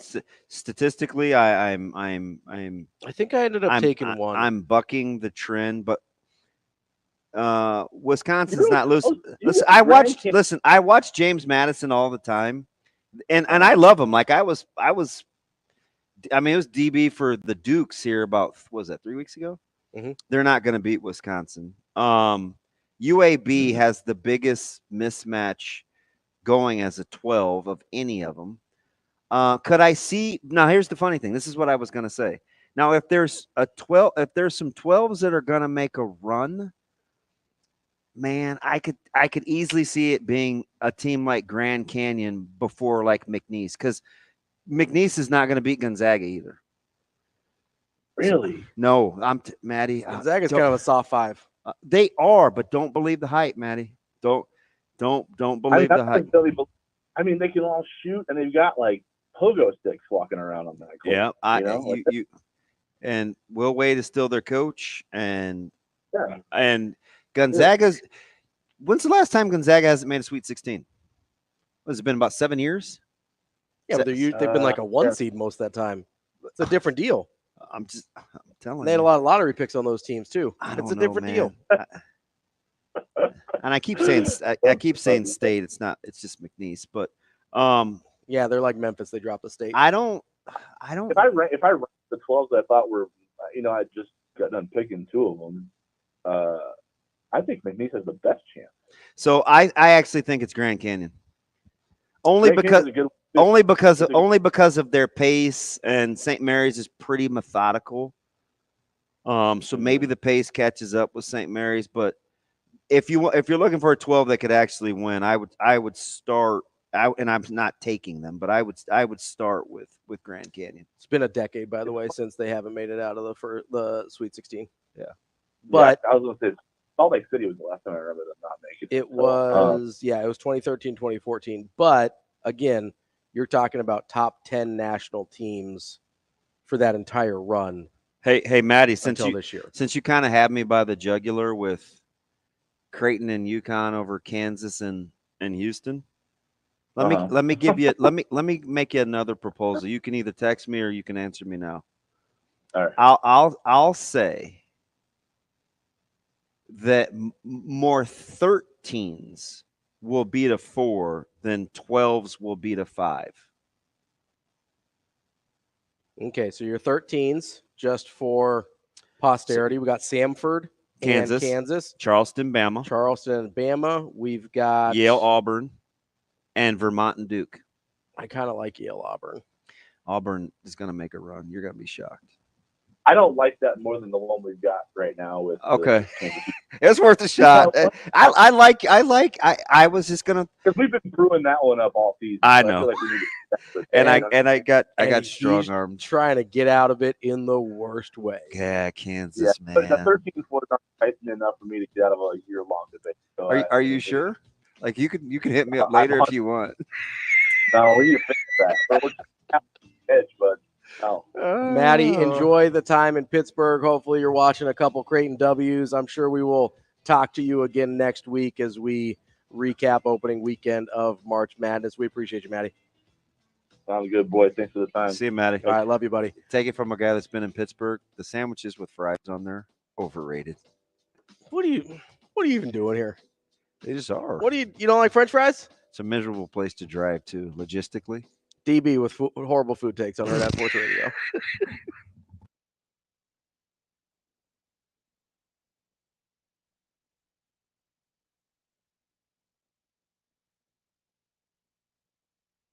We will be back.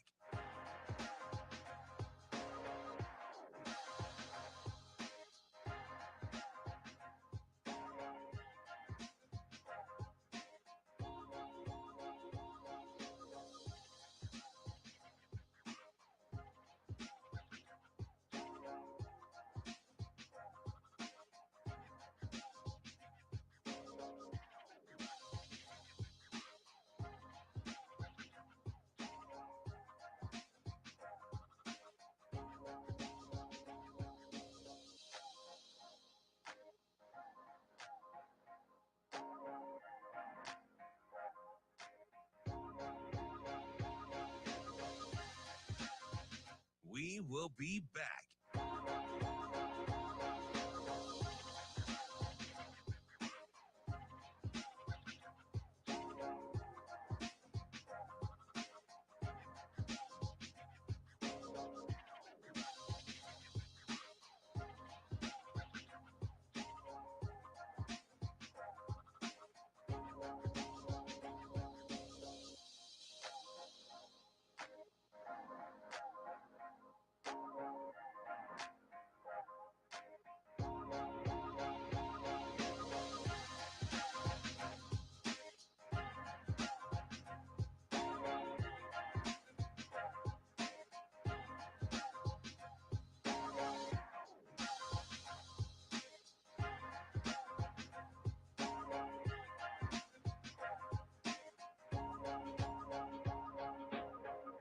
We will be back.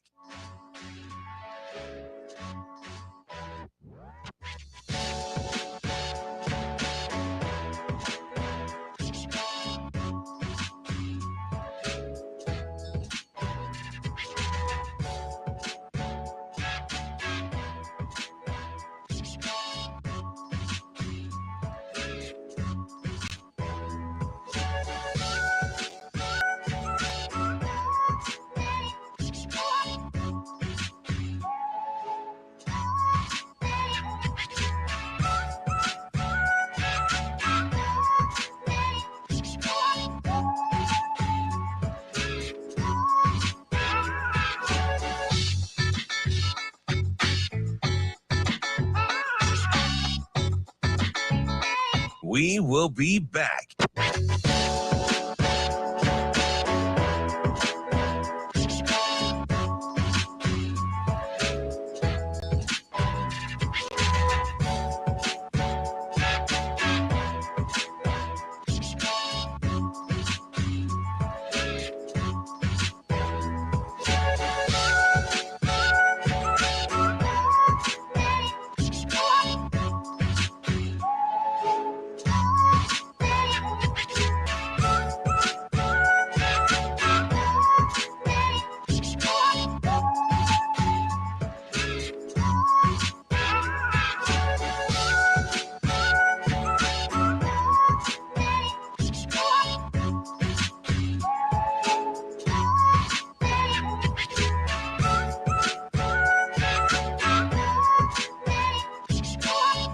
We will be back.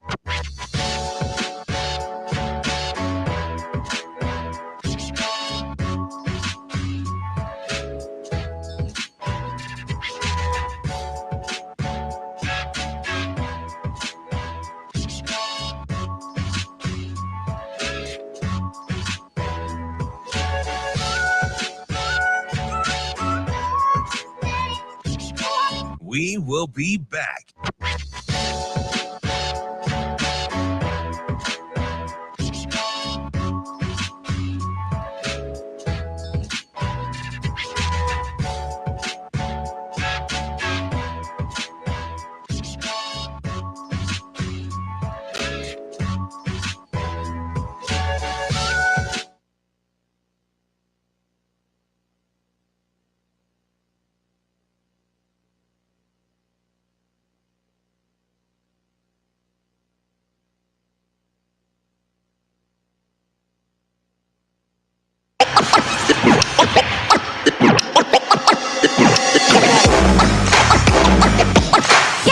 You're listening to Hurrdat Sports Radio.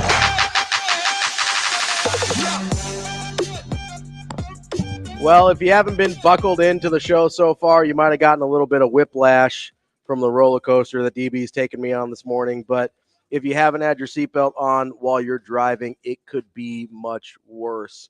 Using your seatbelt saves lives and prevents injuries, but only if it's worn properly. Make it click. This message from the NDOT Highway Safety Office. This is Hurrdat Sports Radio. That's DB. I'm Ravi Lulla. We're live on AM 590 ESPN Omaha, ESPN Tri-Cities, as well as Twitter, Facebook, and YouTube. Live on the Pillar Exterior stage. What are you doing? What, you looking around? You all right? It's 12 to 11 in the top of the ninth. All right. So how many over-unders on how many mentions you're going to make before the rest of the show? Well, there's only one inning, so I'm good. You can give me any number. You're going to be okay? Yeah, I won't mention it again until it goes final. All right. Let's talk about the NCAA tournament. Let's talk about the bracket. How about some Euro meat on the line? Nope, not doing that again. Not right now. And let me say that slow. Euro meat. Euro? Some Yes. hero? I want people to some gyro? misinterpret what I said. How about them apples? I will say Euro meat's incredible. It is. It's so good. Yeah. When I worked downtown, there used to be this place in the Brandeis food court below. You're going way back. Well, no. So the food court still exists. Yeah, the building though has been revamped. It's like an apartment building. Yeah, now. significantly. But they still call it the food court down below. It's like it's underneath a bunch of the. Yeah, there was the burger place and the doghouse, and so they've got I don't know if it's still down there because I haven't been down there in years. But the Athenian, it was this Greek place. I used to legit just go and be like, hey, I want like a double serving of Euro meat and French fries, and that's it. Like that's my lunch. I love. And I used to do that. Like the first few times I did it, they're like, "That's all you want? You don't want pita, nothing?" I would take Greek over It's really good. Mexican. And then after the first couple times, they just had it ready for me when I would go down there for lunch. It was terrific. I eat it right out of the styrofoam. Yeah. Oh yeah. Nice big old styrofoam container. You want a good gyro low meat and key. French You want fries? a good low key place that'll get it to you fast. Where? Fetters on 114th and Dodge. Oh, I actually haven't been there. I haven't been to that one. Really good meat. I've been to like Jim and Jenny's. Really good. I've been Greek to, like, Islands. I would say I've been to Greek good, Isles. Good meat. But the thing about it is, if I have like one thing, I don't want the meat in little chunks. I want like strips. Yeah, I don't want so like real. So that's something that I kind of look for. If you get real little chunks, sometimes they get a little too crispy and overdone. But I do like a smidge of char. Like I like want a some color. little bit of crisp. I But want if some it's, color. if you get the right amount of crisp and the pieces are too small, then it's not good. I've put it in eggs. I've put it just plain. You know what I really like? So I'll eat it plain. There's a place in Memphis. I can't remember the name of it. It's a breakfast place. Were you walking in Memphis? Gosh, I've been there. You know that's where Cluster's from, by the way, Johnson. Memphis. He's from Memphis? Yeah, I didn't know originally. that. Anyway, there's a breakfast place in Memphis that has a Greek omelet, and it is with Feta gyro cheese? meat and feta cheese. I bet that's good. It's unbelievable. What is the name of that place? I like- I haven't looked lately because I wasn't going to Memphis, but I like feta cheese. I'm a big feta cheese guy. me too. I'll do in, like in small doses though. I don't need a ton of it. I like a salad, like a Greek. I know you don't really do salads, but I like salads. Oh, okay. So I'll do like I like salads actually quite a bit. So I like doing not like a full Greek salad because I don't like the I'm not going to olives. order it though. Yeah, I don't like the olives and all that stuff. But give me like a salad with feta and gyro meat, and then I'll do ranch on there because I like it better than the tzatziki sauce. But I'm sorry. You sound like Sauter trying to say that word. Tzatziki? Yeah. Tzatziki? You should hear him say it I one don't time. know. The Greek sauce. Fetters I don't know. has, You know, that's- Fetters that's- has a spicy That sauce tzatziki made out sauce. of yogurt too. I don't know if you know that. Yeah. Yeah. I said I could have been talking about Greeks. Yeah, you weren't though. You know, Mykonos. Yeah, Red Island. people often mistake me for Greek. Yeah, kind of the goddess kind of Well, thing. or philosopher. god. Yeah, are you a philosopher? you and Wow. you and Socrates. But me and Plato. Yep, 100%. Well played. I totally forgot I was going to say. And I told myself dealing with you because you like to give as good as you get. Yeah, that wasn't going to happen to me. Then you forget And what you you're made gonna me say? forget what I was going to say. My bad. Yep. That one's going to leave a mark. Yeah, that'll happen. Damn it. Let's Fudge. let's get to the bracket here. Because as hard as you try, you haven't been able to do that to me. Yeah. What was I going to say? Well, you just stewing it for a minute. I'm going to talk about the NCAA tournament and the bracket. With arms wide open. With arms wide open. Stewed like butter chicken, or you don't stew butter chicken. What are you doing? Well, it simmers. Yeah, simmer and stew aren't the same thing. Well, kind of low heat. Chill for a minute. No, not making butter chicken in a crock pot, bud. Whatever. What Dutch oven? I could do it. That's not Indian. Okay, clay pot. Thank you. Thank you. If you're gonna be stereotypical, at least be authentic. All right. I don't know what you're talking about. You're innocent until proven guilty. 100%. At least be authentic. All right. So I think the 2 seeds are kind of weak. I think there's some hay to be made on the 2 seeds. Okay. So you know what my weakest 2 seed is, in my opinion? Marquette. No. Oh no. If Marquette's going and Kolick is healthy, so that's my question. I don't. Hey, if Kolick is going, that's a big if. The weakest 2 seed is Iowa State, in my opinion. Yeah, because they can't score. Yeah. That's why I think Houston's the weakest one. I do not. You know who I think the weakest one You is? think it's Carolina? No. You just said it was Carolina to DeMarinis. Who I think is most likely to get beat first. Not the weakest one. Who? Purdue. Why? Extreme. I just watch them play too much, and you could say the same thing about Carolina. It's probably I watch Carolina way more, but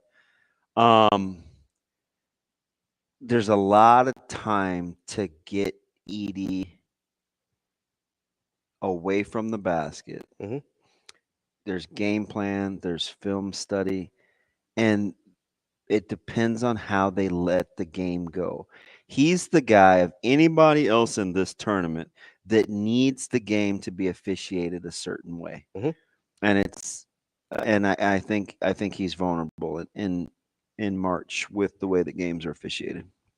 So you like Purdue to lose first out of the ones. Yep. You think Iowa State's the weakest too. Now, if this happens, like if a one loses, I think it's Purdue. If even if it's not first round, I'm talking first couple rounds. I'm saying in general, I'm covering you. This is my covenant. Because we won't be this back. This is me tearing the curtain. This is my covenant. I am. You're tearing the veil. Yes, I am covering you. I'm saying if a seed that we're talking about is going to go down, this is who I think is most susceptible. So the reason I say Marquette is Tyler Kolek hasn't played in a hot minute. Mm-hmm.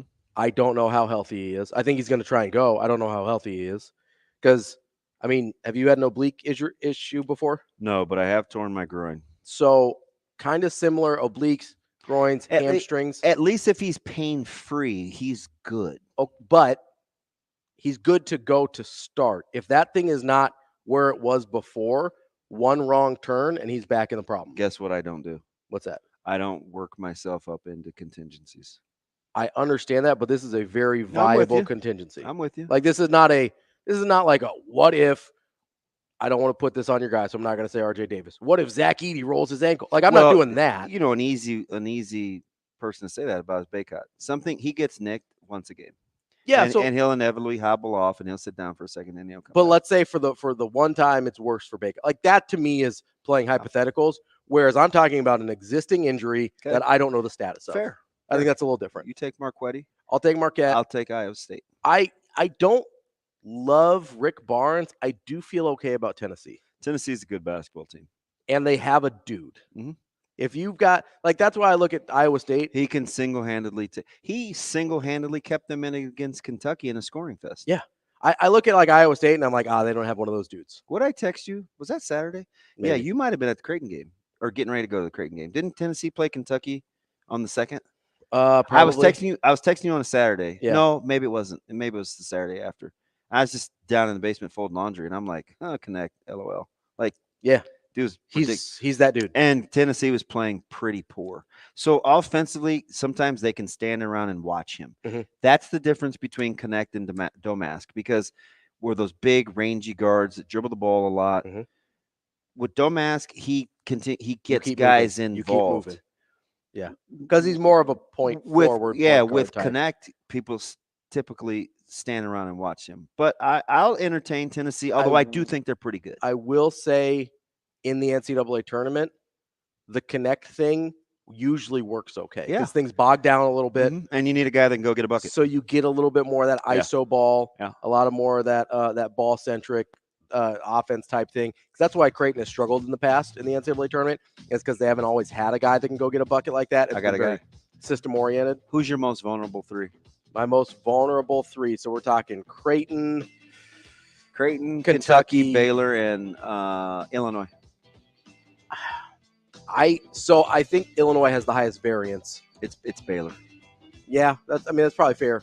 I don't love Baylor. I think Illinois has the ability to either make a Final Four or get bounced super early. Super high variance on Illinois because of the defense. More vulnerable for Kansas or Alabama?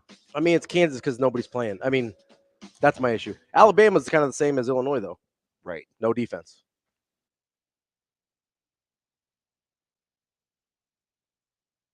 We will be back.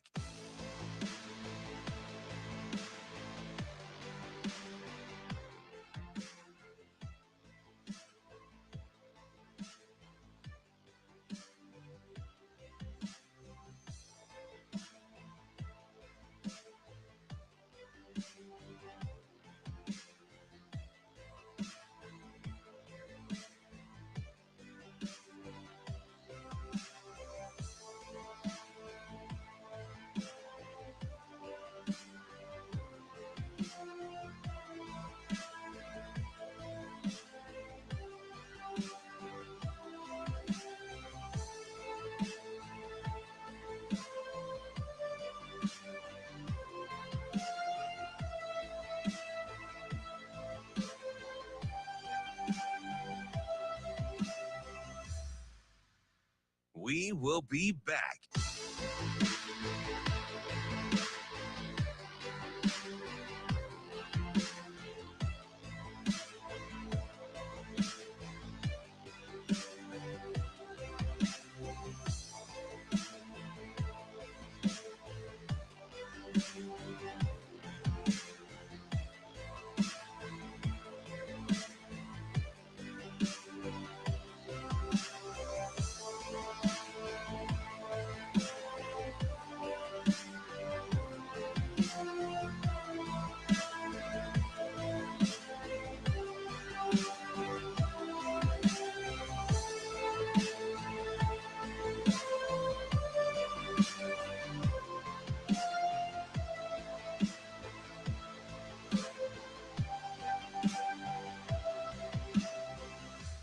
We will be back.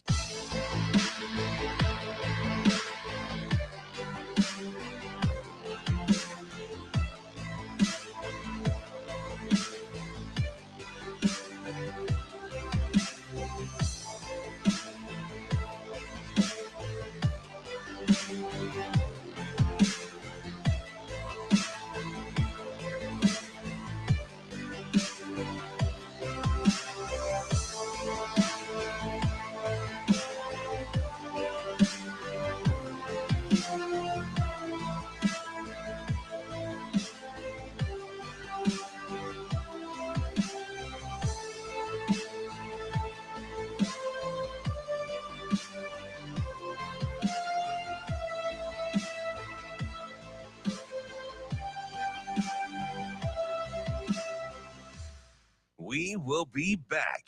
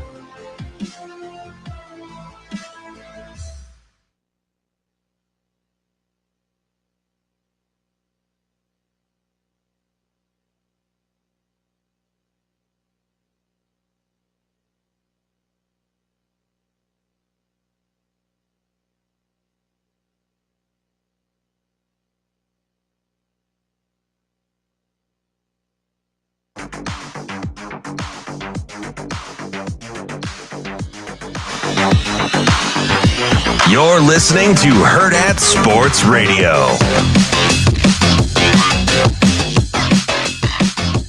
We're wrapping up hour number 2 here on Hurrdat Sports Radio, AM 590, ESPN Omaha, ESPN Tri-Cities. We're live on Twitter, Facebook, and YouTube. That's DB. I'm Ravi Lulla here on the Pillar Exteriors stage. And I want to remind you what you have left to do for your Warhorse Casino $1 Million Bracket Challenge. You got your entries in. You got your picks in through yesterday. At least I hope you did.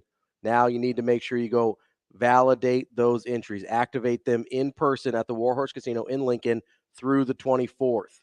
You can activate those entries. You have to activate the entries to be eligible for the $1 million grand prize for a perfect bracket or for the $10,000 in prizes for the top brackets, including weekly prizes. Make sure you go get your entries activated at the Warhorse Casino in Lincoln until March 24th.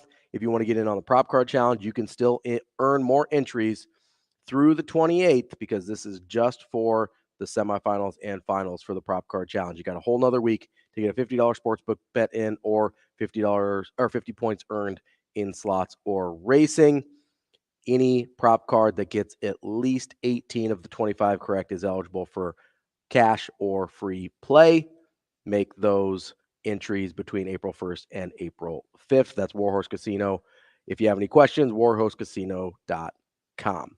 All right, as we effort Brian Edwards here to get some of our changing Wi-Fi locations. Yeah, sometimes the internet doesn't work. You gotta roll with the punches there.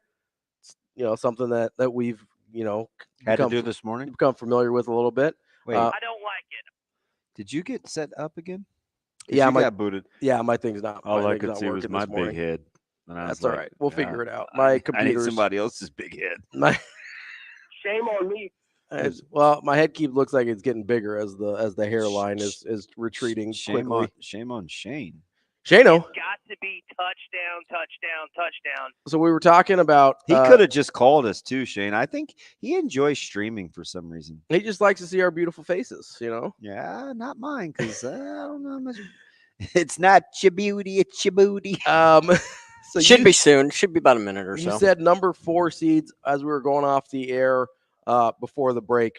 I know the obvious answer for You the gave lay me is Kansas or Alabama. Yeah.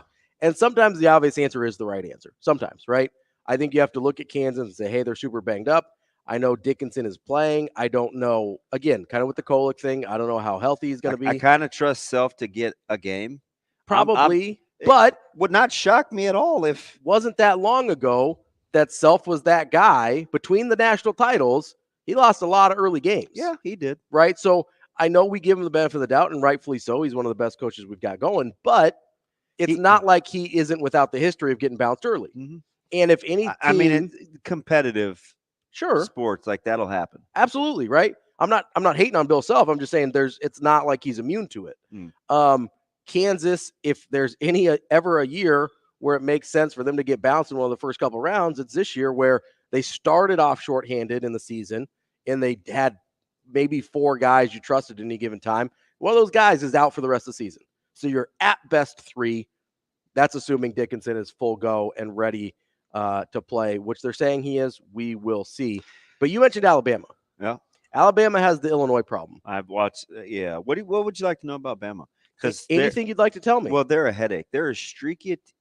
I like the Illinois comp, but I will say this: the Illinois 5 is better than Bama's 5. Yes, but the volatility, stylistically, or the variance, yeah. But the variance, yeah. I completely agree with. I think that is dead spot on. They can score with anybody. Yep. They can put up a ton of points. And they're going to shoot that thing in about the first 6 seconds, and it is controlled chaos. They want that game in the 90s.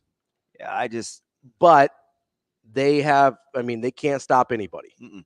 They can't stop they cannot stop a soul, and that's going to be a problem, right? Charleston, I don't know if they're going to be the ones to get them, but Alabama has a huge level of variance in how I think their tournament run can go. Same thing with Illinois. Yeah, I think you're talking about a really high risk, high reward situation.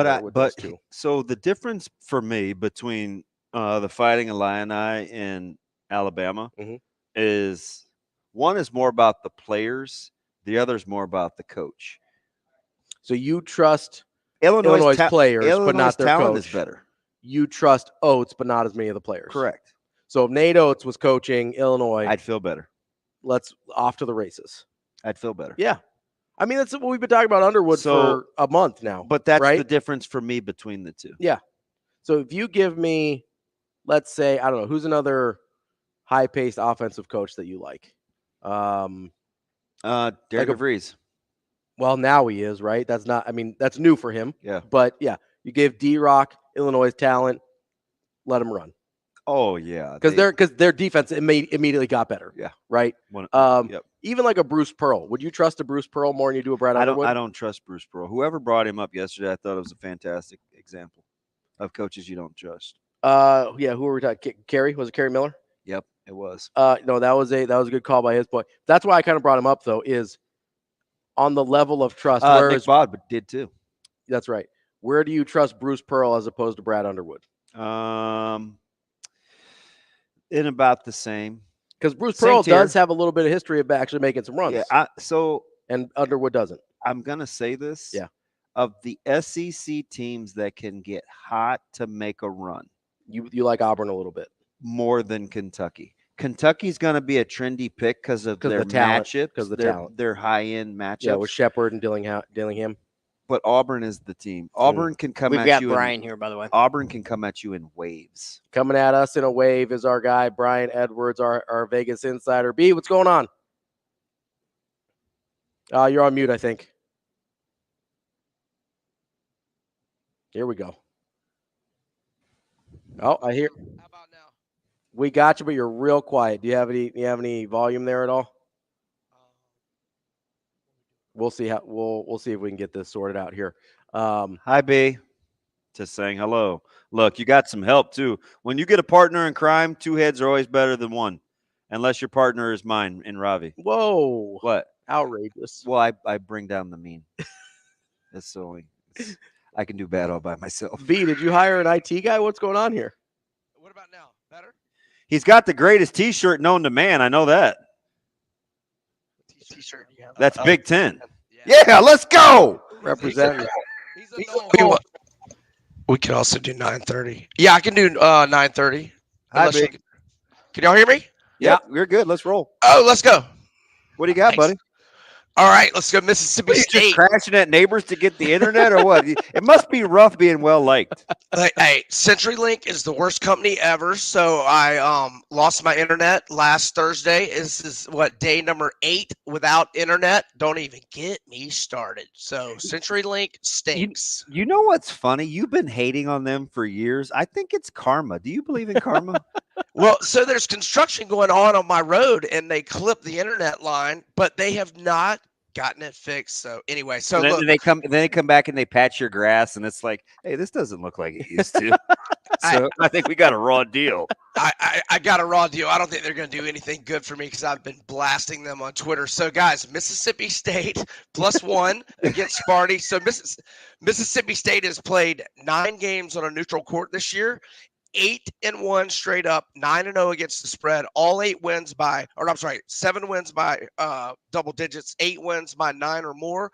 Michigan State 3-10 against teams in the field. None of those wins outside of Michigan and Sparty. 2-5 straight up, 3-4 ATS in their last 7. Give me the Bulldogs. Nash and Kevin Steiner and Hulk Hogan. NWO was great, but you got a different Wolfpack that you like today, tomorrow. We going to Nevada? Are you a Nevada lover? Anti-Dayton? What do we got here, B? Well, I love the location advantage. So Reno is a higher elevation than Salt Lake City. Dayton is flying west into altitude.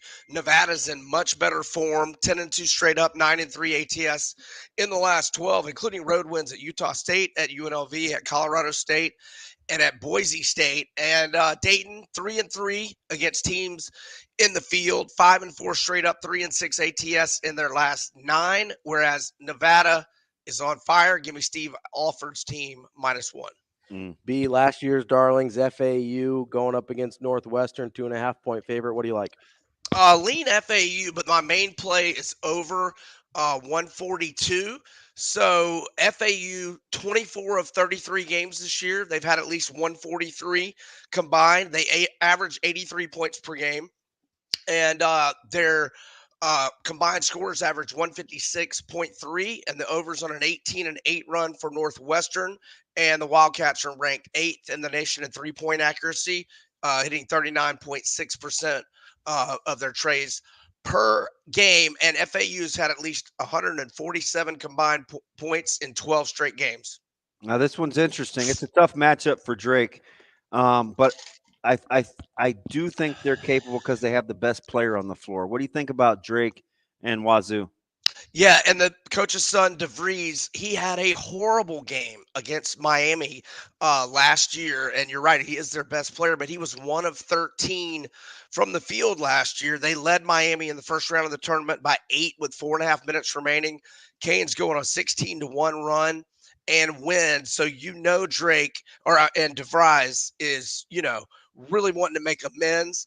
And the Bulldogs didn't play the toughest schedule, but 6-1 in 7 games against Ken Palm top 100 teams. I think they win and cut, or lay in 1.5.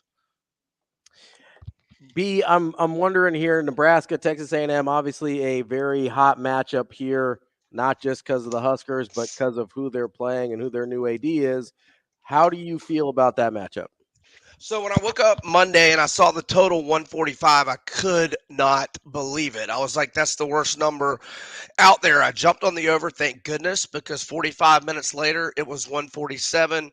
I haven't looked at the odds this morning yet, guys. 147.5 at last look.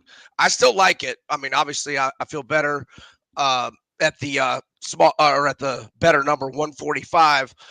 Reasoning over 22-8 in Nebraska's last 30, and the overs on 11-2 run for A&M in its last 13. Let's jump down to one that we've gotten into real quick here. Gonzaga, they're going to catch some points. McNeese is a trendy pick. Gonzaga looks vulnerable. What do you think? Yeah, I like McNeese to get to the Sweet 16. They've got 24 of their 30 wins by double-digit margins, and they're 4-1 against the spread, 3 outright wins, 5 games as underdogs, and they've won 25 of 26 going back to November 28th. And I've got Nevada and McNeese State are my double-digit seeds in the Sweet 16. B, real quick, national championship matchup. Who is it? UConn beats Creighton. Ooh, you got one of those things right. We'll talk to you next week, Brian. Thanks, B. We will be back.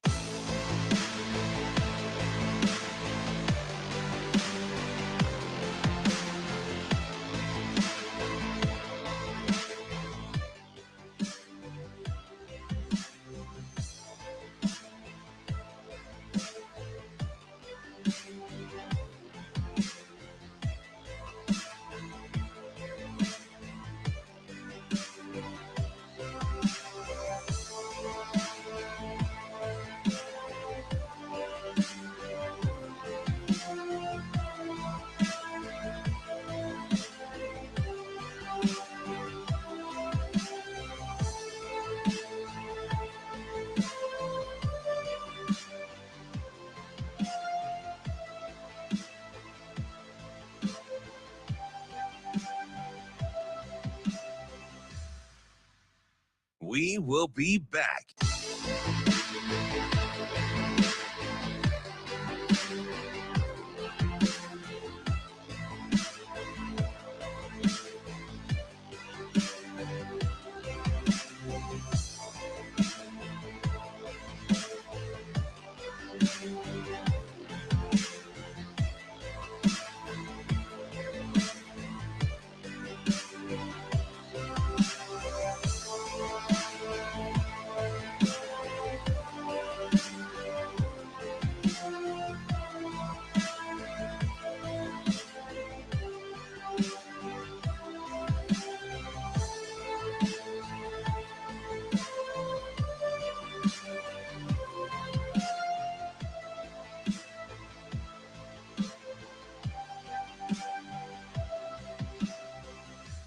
We will be back.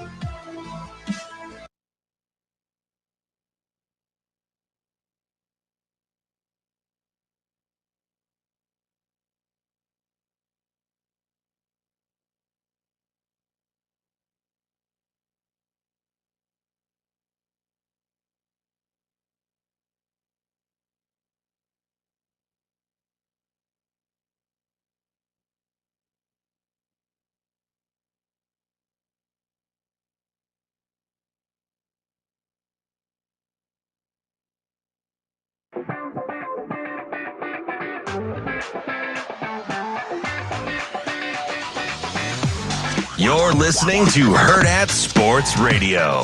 Yeah, I think it speaks great. Now, the fact that this happened so quickly, I think speaks great about the amount of candidates and interest. But I also think it speaks about the job that Chris Kaboric did to get this done this quickly, to not get embroiled in, hey, well, we have to go. We want to follow process. Don't get me wrong. We want to make sure that we do everything right, but we also want to match a need when a need arises. And I think my experience with Chris Kaboric throughout this has been fantastic. Governor Pillen's been fantastic, so I'm very grateful.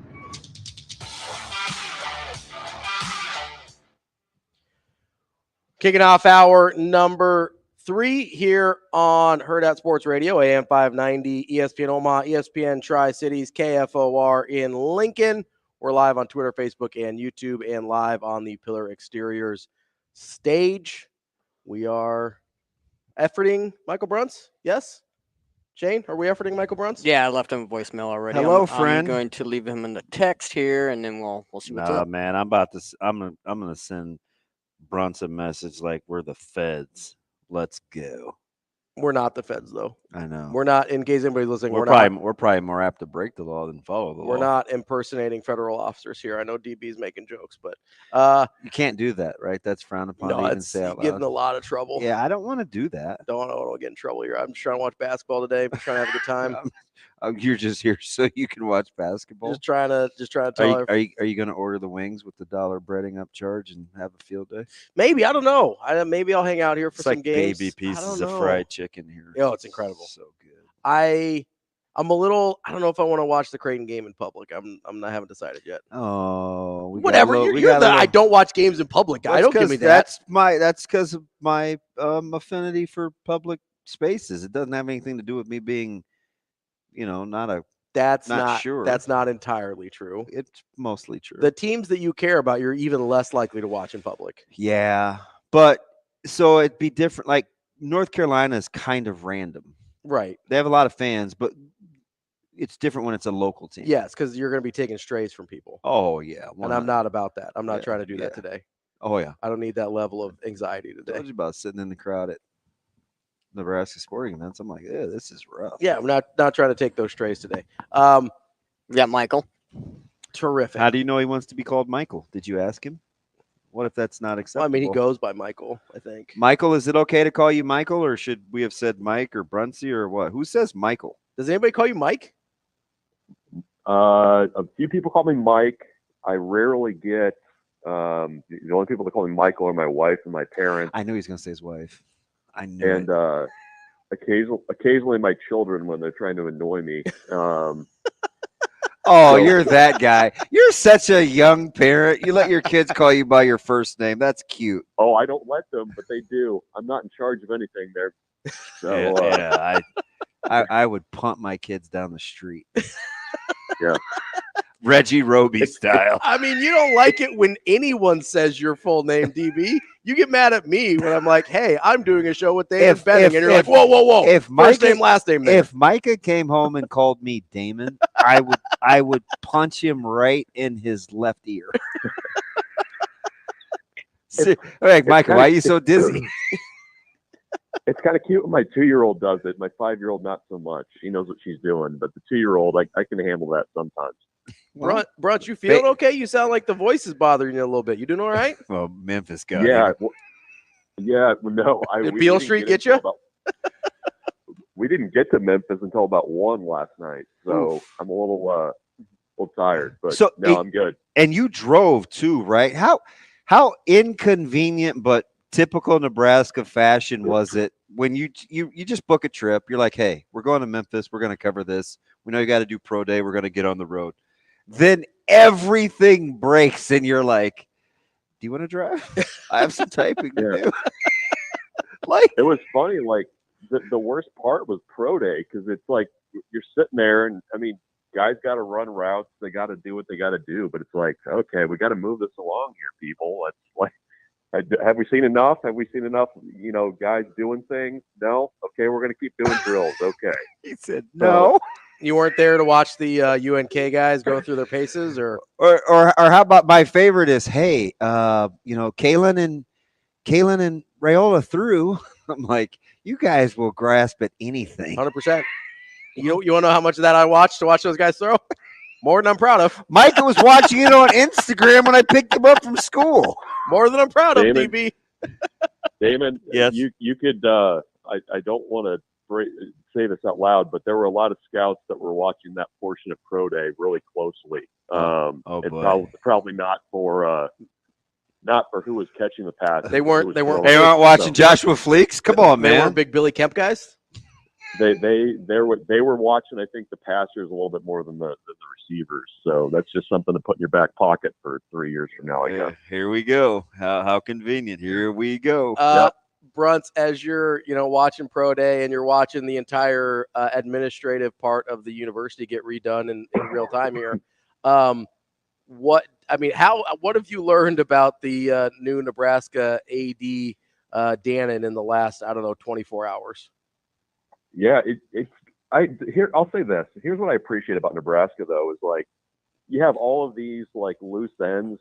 They're very good about just tying things up in about like 30 minutes. Like it kind of felt like the end of The Godfather, just taking care of all family business in one scene. Yeah.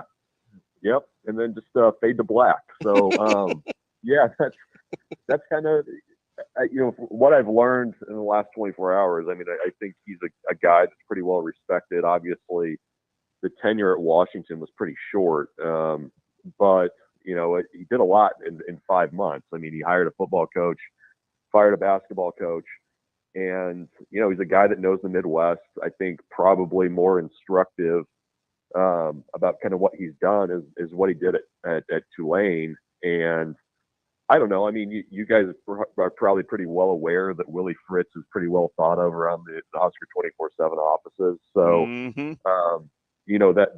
that hire carries a lot of weight, I think. I think Tulane's profile raised quite a bit during the time that he was there.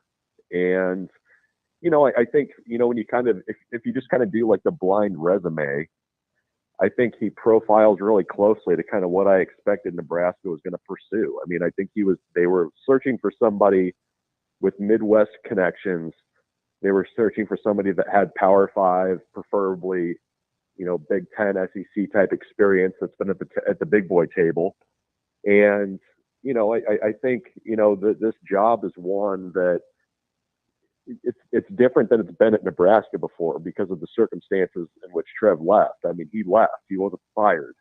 And, there's not a lot of huge fires within Nebraska that he's going to have to put out right away. I mean, he's not going to have to rebuild the football program like a lot of other AD hires have had to do when they've been hired. I mean, that Dennis LeBlanc has done a very good job of extending contracts in the last week. So a lot of those things are taken care of. He just got to go raise money for a $500 million stadium project. I mean, there's that. I mean, I think that's going to probably be the biggest question is, where is that project at now? How much do you really need to move forward with that right now? I mean, I actually thought Matt Rule explained it pretty well, and it kind of lined up with what my dumb little brain can handle of like, yeah, it's a 100-year-old building. There's things that need to be fixed, like structurally. You probably need to have like better Wi-Fi in there so you can actually sell beer and you can actually have a good point of system sales system. I mean, that stuff needs to be done. Like you have to do it in 2024. But the other stuff, if I'm a new AD, the last thing I want to do is make my first interaction with a lot of people be the news that we're going to be taking your seats and you're going to be moving for, at least one season, maybe two. Like it just, I think they need to be really careful with that portion of it. So that's the big piece. And then of course, I mean, you've got everything else that's going around in college football, but I think at least the Nebraska stuff is on a much better footing right now than it's ever been for a new athletic director coming in. I mean, you guys can disagree with me on that, but I think a lot of the stuff that he's going to have to do is just kind of keep things going on the road that they are, while also being able to navigate all the other crap that's going on in college athletics right now. Bruntz, from the comments you heard from Rule, did you get the sense that this was a name that was run by him at the very least before the hire was made? Yeah, well, they talked. Rule said that they had talked. So he seemed to know an awful lot, right? People will tell you a lot if you just listen. Yeah, I mean, he said he was excited about the hire. He had talked to Troy about the job. So that to me was noteworthy. And yeah, I mean, there's some history there. Seemed to rattle off a lot of accomplishments. Yeah, well, and just the fact that he was talking yesterday during pro day is noteworthy, right? Yeah. Like, it started out with, I'm only going to give you guys 5 minutes, man. I got stuff to do. I got 5 minutes, guys. We got to go. And it turned into a little bit more than 5 minutes. I don't know if you know, but coaches don't typically come over to the media during pro day. Like, that's not a thing. Nope. So the fact that he was coming over to talk about it, and he came over to talk about it, I think it was about like 7 minutes after the release went out announcing Troy, was noteworthy as well. It was funny because I didn't get the release in my email right away. So as he's sitting there talking, I'm like, is this official yet? Like, is this how they're going to do it?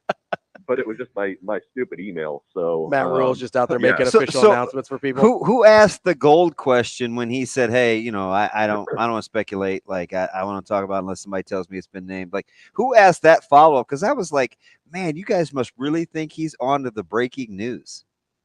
It was BC. BC was just. It sounded like his voice, and then BC was like, "Yeah, it's understandable," or "That's cool," or "Yeah." I was like, "Oh, he chastised him." He just asked. You got to ask, right? Right? Yeah. But I mean, he could have said something that the news was out. But yeah, I don't know. I mean, I think at least from the head coach's perspective, I think it was a good hire. I think that they found somebody that kind of rattled off what Matt Rule was wanting when he was talking the other day. DB, do you have anything you want to ask before I get into my president conspiracy theories? Bruntz, just one question. So as you're listening to Coach Rule and you listen to the Board of Regents announcement on Dr. Gold, your initial thoughts were what? You knew this all along. Why now? How convenient? Like could this have been done like 2 weeks ago? I know you joke about your aptitude, but you and I both know that you're like president of Mensa International. So like, what were you thinking like real time as the news hits in succession? Well, I think everybody got their act together a little bit. It's interesting. My initial thought was, well, wasn't this kind of what the previous AD probably would have wanted? That seemed to be the prevailing notion, huh? That was one thought. My other thought actually kind of went to the AAU stuff because mine too. I mean, you hire him. It seems like you're setting the table for doing that, and I think it's. I know a lot of people roll their eyes about the AAU stuff, but it's a big deal. And if they can get that figured out, that would be a really big win for the university. So do you know why you know why people thought it wasn't a big deal, Bruntz? I'm convinced of this. It's because Nebraska waived their status. That's why we convinced ourselves it wasn't a big deal. If any other time we were the only something to not be part of something, we would be in an uproar. Yeah. No, I mean, it helps you sleep at night when you say that, well, you don't want me. Well, fine. I mean, it's a blow to the ego, but it matters. And especially with sounds like divorce. Yeah. Not that me and DB would know anything about that. So, but I mean, you're like if you're looking big picture, right, in college athletics right now, like you don't want to have any reason why you would not be part of the big boy table, right? Yep. Like you want to have that buttoned up, and that's kind of where my mind that and just like why that, like why are we doing this all today? Like like it just felt like we could have had this wrapped up a little bit ago. But I mean, I get that's how searches work. It takes time, and this really actually wasn't a slow one in terms of how these usually work. But that was my thought was, well, I mean, he's been known, he's been there, but I think he'll do well. I mean, I from talking to people that know him, he's a hard worker, and I think kind of having that person that's been at UNMC and understands UNL, I think that'll help a lot. Bruntz, I'm going to give you 3 scenarios here that I think are possible for the timing and name of the priority candidate for president in Dr. Gold. You tell me which one you think is the most plausible, okay? Okay. Let me get my tinfoil hat on here. It's not. Hey, we almost. Well, Not full tinfoil, I have a but- super big head. Otherwise, I would give you mine, Bruntz, because I keep one on the coat rack. I think these are. Okay. I think these are plausible scenarios. So maybe they are. Maybe they aren't. Okay. Number one, the Regents. We're making the assumption that Dr. Gold is the candidate that Trev wanted, which I think is accurate. We can't know for sure, but these are all under that assumption. Okay. Number one, the Regents did this as a giant bleep you to Trev. That's first scenario. Number two, this was always going to be the decision, but Trev was trying to exert more influence over the process, and the Board of Regents didn't like that, and he didn't like getting rebuked. That's number two. Okay. Number three, the governor's call to action got the Board of Regents butts into gear, and they made a decision. Which of those do you think is the most plausible?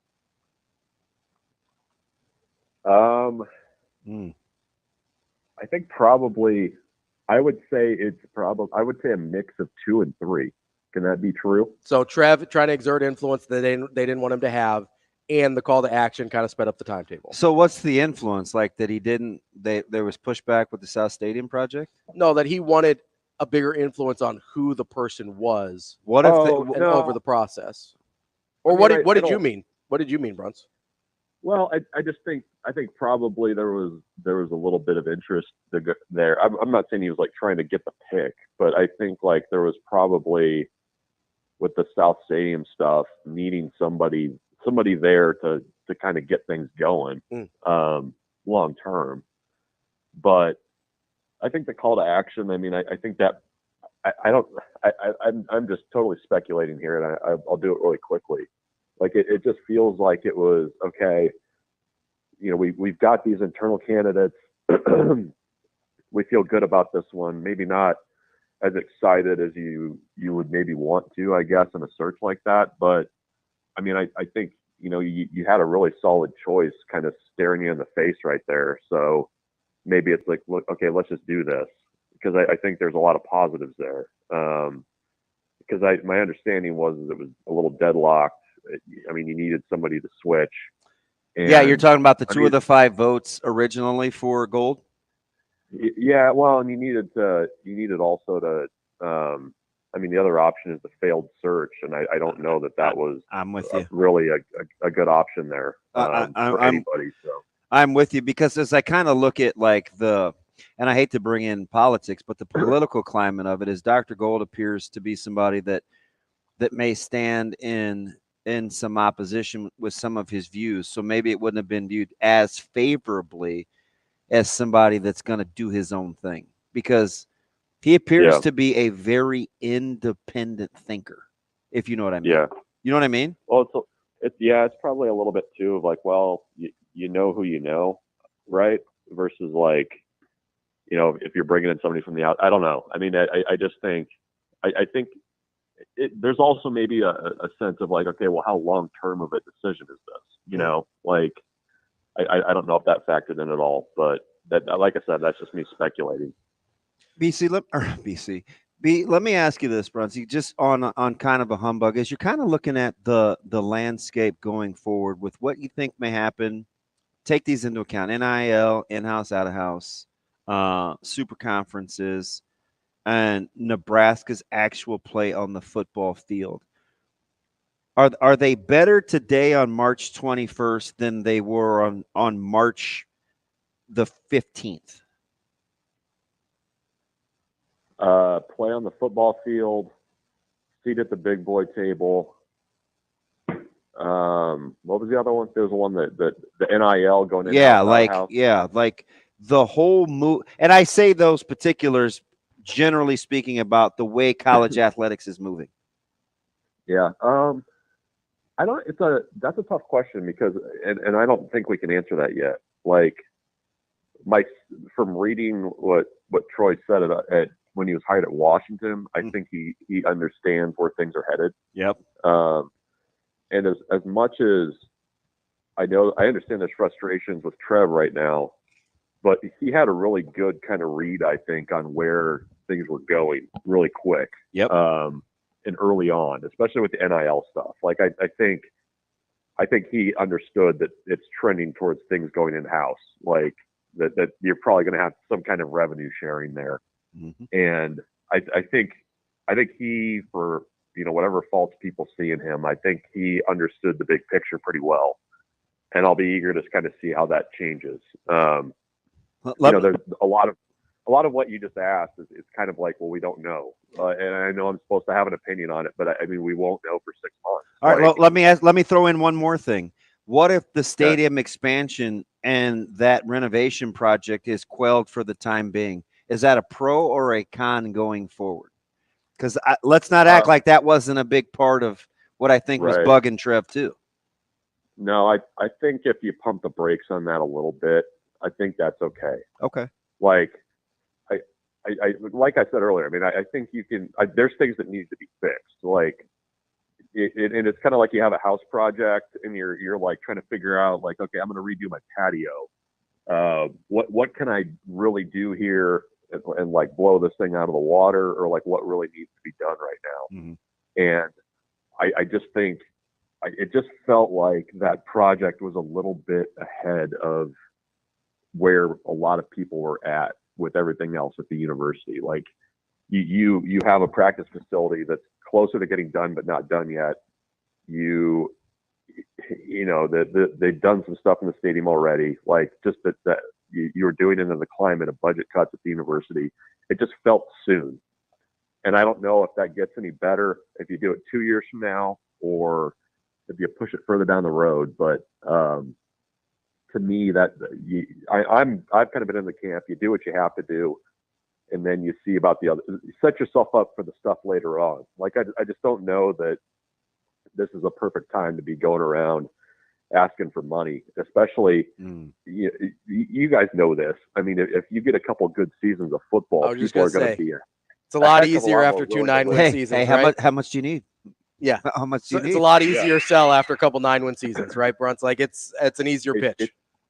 It's an easier door to get in if you're doing it after 2 really good seasons, for example, with some good momentum. I mean, that was kind of my thought, was like it just, you needed to get the product on the field right before you start getting the product around the field changed, I think. So that's where I'm at. President of Mensa International, if you could ask your guy Fetters a question this morning, what would it be?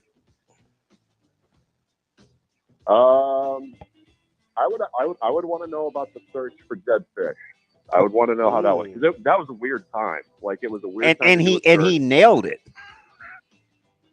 right? Like, yes. Well, I mean, he got a guy. He got a guy with the record. That's good. He got a guy. Thanks, Bruntz. That's Michael Bruntz, Husker 24/7. Enjoy Memphis, Bruntsy. I'll try. Thanks, guys. Thanks, buddy. Coming up next, we've got more Hurrdat Sports Radio.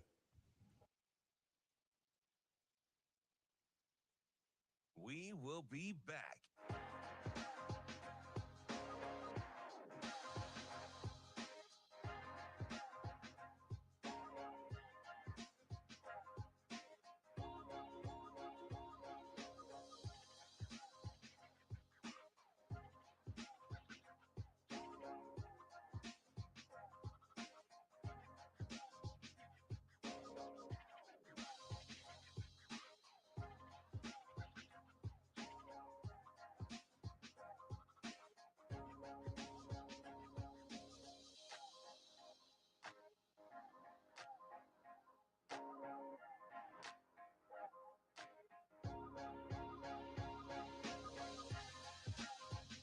We will be back.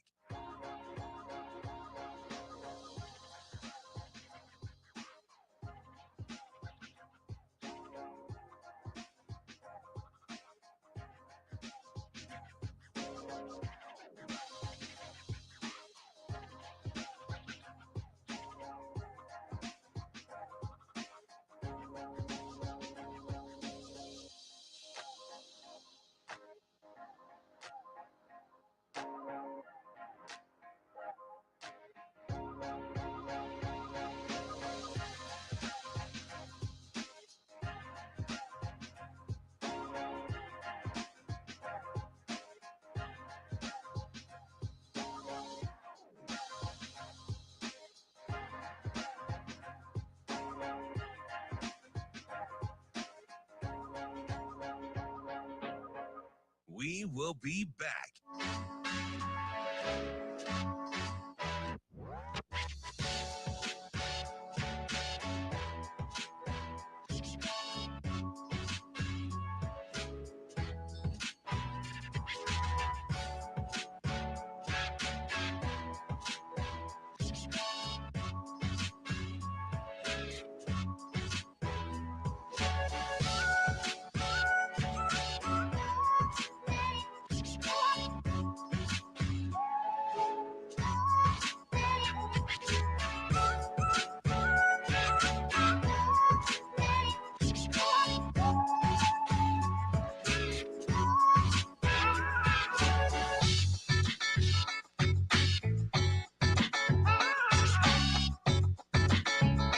We will be back.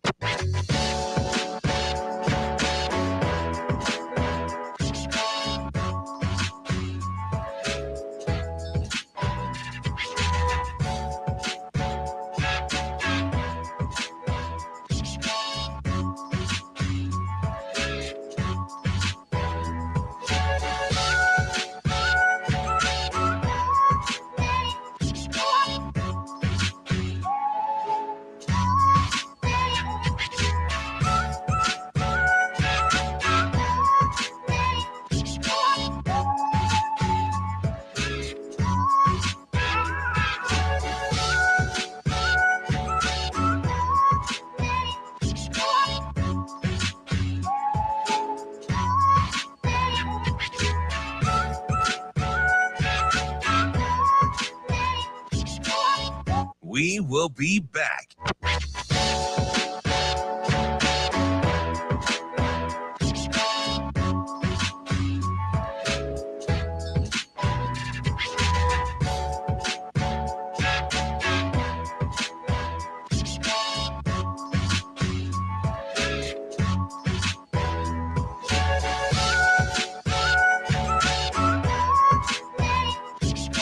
We will be back.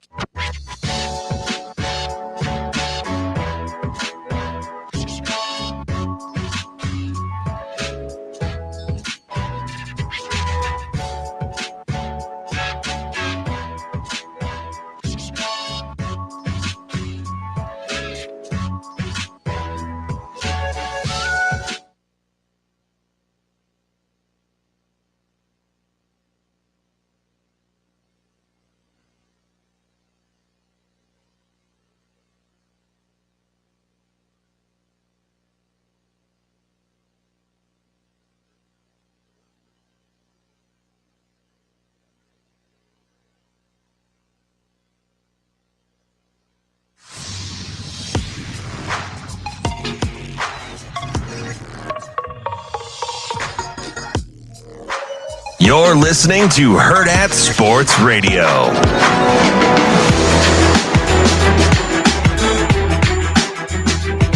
We're back here on Hurrdat Sports Radio, AM 590, ESPN Omaha, ESPN Tri-Cities, KFOR in Lincoln. We're live on Twitter, Facebook, and YouTube, live from the Pillar Exterior stage. And we are 1 week away from your Omaha Supernovas returning to the CHI Health Center for a match against the Grand Rapids Rise. That's 7 p.m. right here in Omaha. Make sure you go to supernovas.com for tickets, merch, schedule, whatever information that you need. That's supernovas.com. Good stuff there from Bruntz. Actually, Guy gave us an opportunity to talk about some of the things we were supposed to talk about in the first hour. That we didn't get to. Was totally on me. Yeah, I know. I'm aware.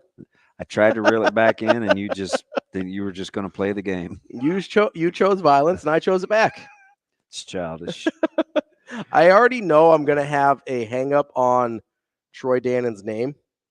Why? I want to say Tony every time, and I think it's like a Tony Danza thing that I'm doing here. Troy Dannon, Tony Danza, and it's already in my head where it's going to be trouble. I'm just warning people now. I'm going to accidentally call him Tony at some point. Do you like alliteration? Sure. Just think Tandoori. Really? We're on that again? No. We're on that again? I know how that sounded, but Tandoori is made with yogurt. Yeah. Troy Dannon yogurt. Yeah. That's not really alliteration so much as that's Well, like, the T's start the same. that's like ADHD math is what that is. Like, Well, what was the analogy you gave, which was spectacular the other day about how I work? oh, You went with Arizona. You went with like something in Arizona and wound up yeah, at we were Carolina. talking about, And it was fantastic. I was like, I probably would do that. yeah, no, we were talking about the Phoenix Suns and how you got to North Carolina, and I was like, well, Cam Johnson played for Phoenix, and then he, my guys in North Carolina, and they might end up back in the Final Four in Phoenix, and that's Arizona, and So my buddy, who's the smoking extraordinaire, he was like, "Hey, like meat or Yes, other things." yes, Okay, yeah. because you He's- got to be a little more specific when you he's- talk about smoking. I don't extraordinaires. mean good green, although I'm not in. I his meant like personal cigars. space I don't know or what you're talking about. I'm a but- cigar aficionado myself. So yesterday, Like a nice Monte Cristo. he was like, by the way, Big Cohiba guy. big baseball guy too, just racking him up. Like a Macanudo. He's like, hey, there's this place that has the Packers on sale, $3.79 a pound. The Green Bay Packers? No, like the flat and a point from corned beef. Oh, okay. And he goes, "This is the cheapest I've ever seen it." And I was like, "Ooh, I'm gonna put one of those on the smoker." And I go, so my initial reply was, "Hey, is it between the meat and the fresh cut chicken?" And he said, "No, it's on the corner where you get ready to leave the freezer section." And I go, "Oh, right by the frozen food breakfast stuff, because it's at a big store."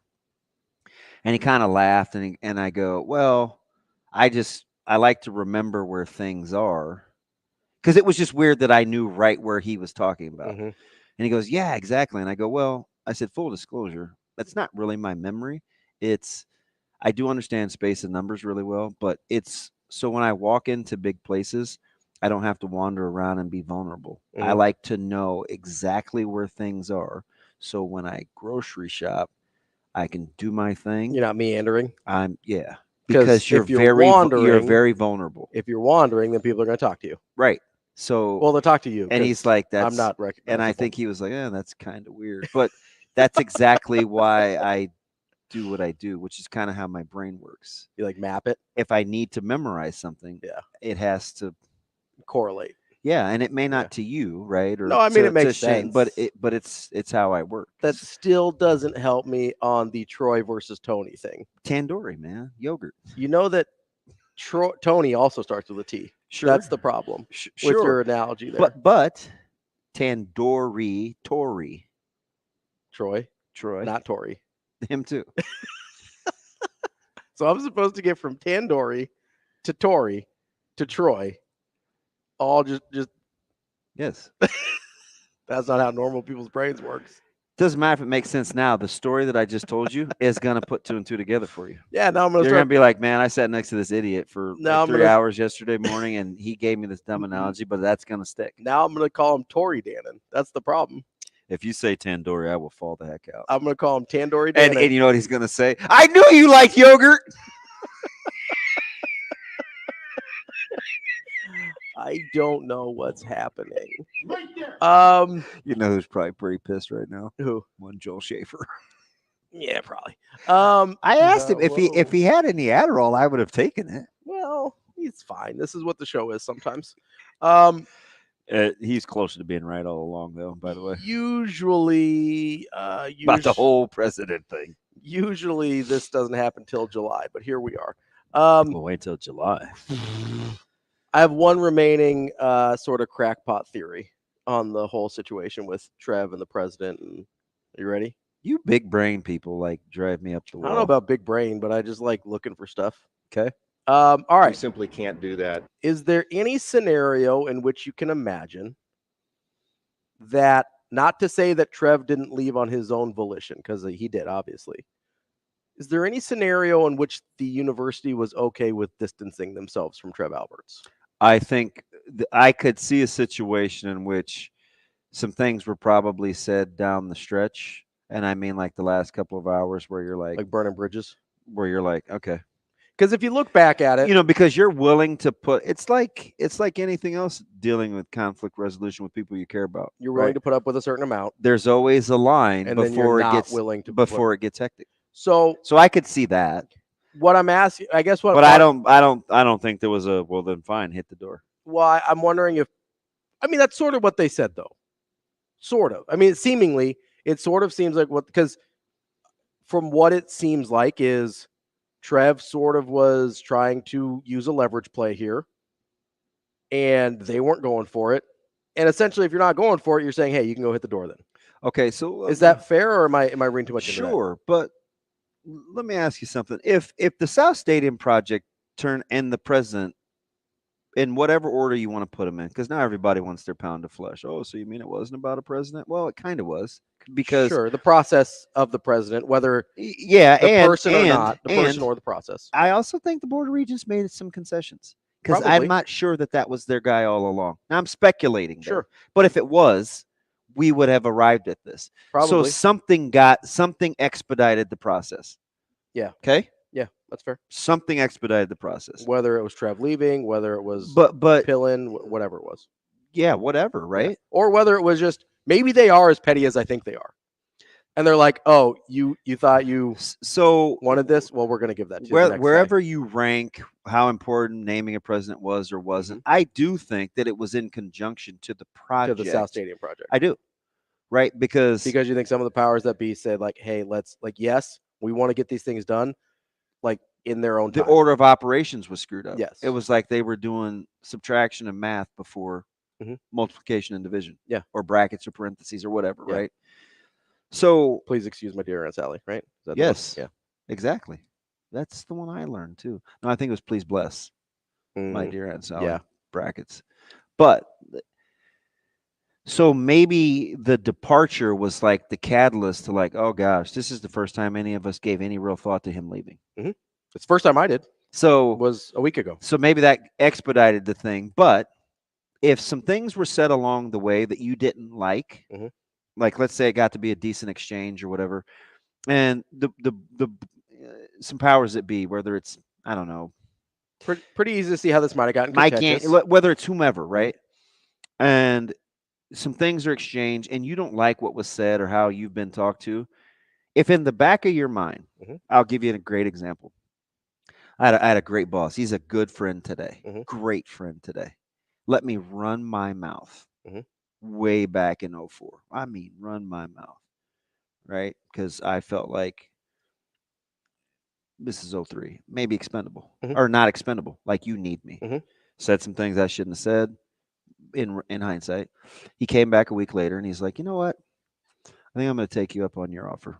If you feel like you're not reaching your full potential, maybe you ought to find something else. Find something else different to do. So in the back of his mind, he knew what his options could be, but he wanted to do a little more exploring. Sure. Okay. Could be what happened with the powers that be behind the situation with Trev. Trev could have been complaining and belly aching, and the Board of Regents like heard him, but they didn't want to acquiesce. Maybe formulated a plan behind closed doors, because nobody ever wants to be held hostage. Right. So it's like, okay, if this guy's really going to act like this, what are my options? Yeah. So maybe him being at wit's end did push their action, hand. But I do think you got to give them some credit for having a contingency plan so quickly, getting it done, however it came up. Right? He had an AD and a new president. Yeah, so I think a couple of things can be true at once. He could have been being petty, and they could have been in the wrong, but behind the scenes, they were making sure that they landed on their feet. And maybe Nebraska ends up better for it. Could be. We will be back.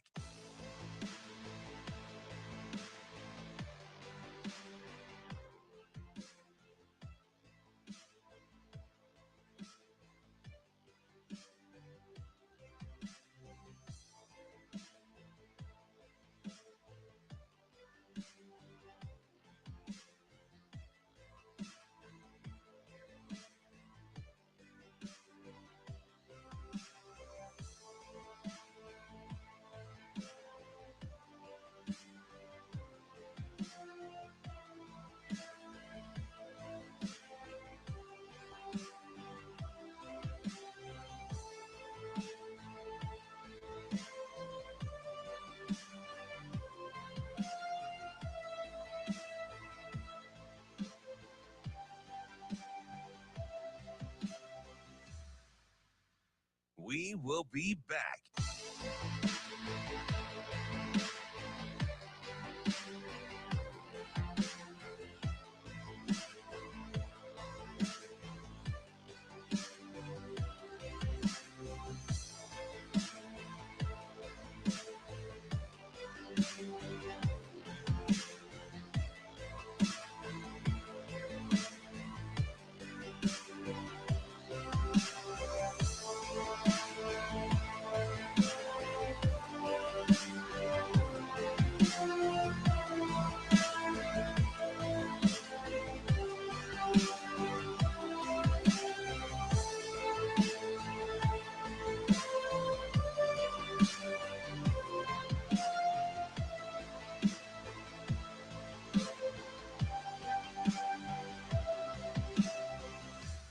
We will be back.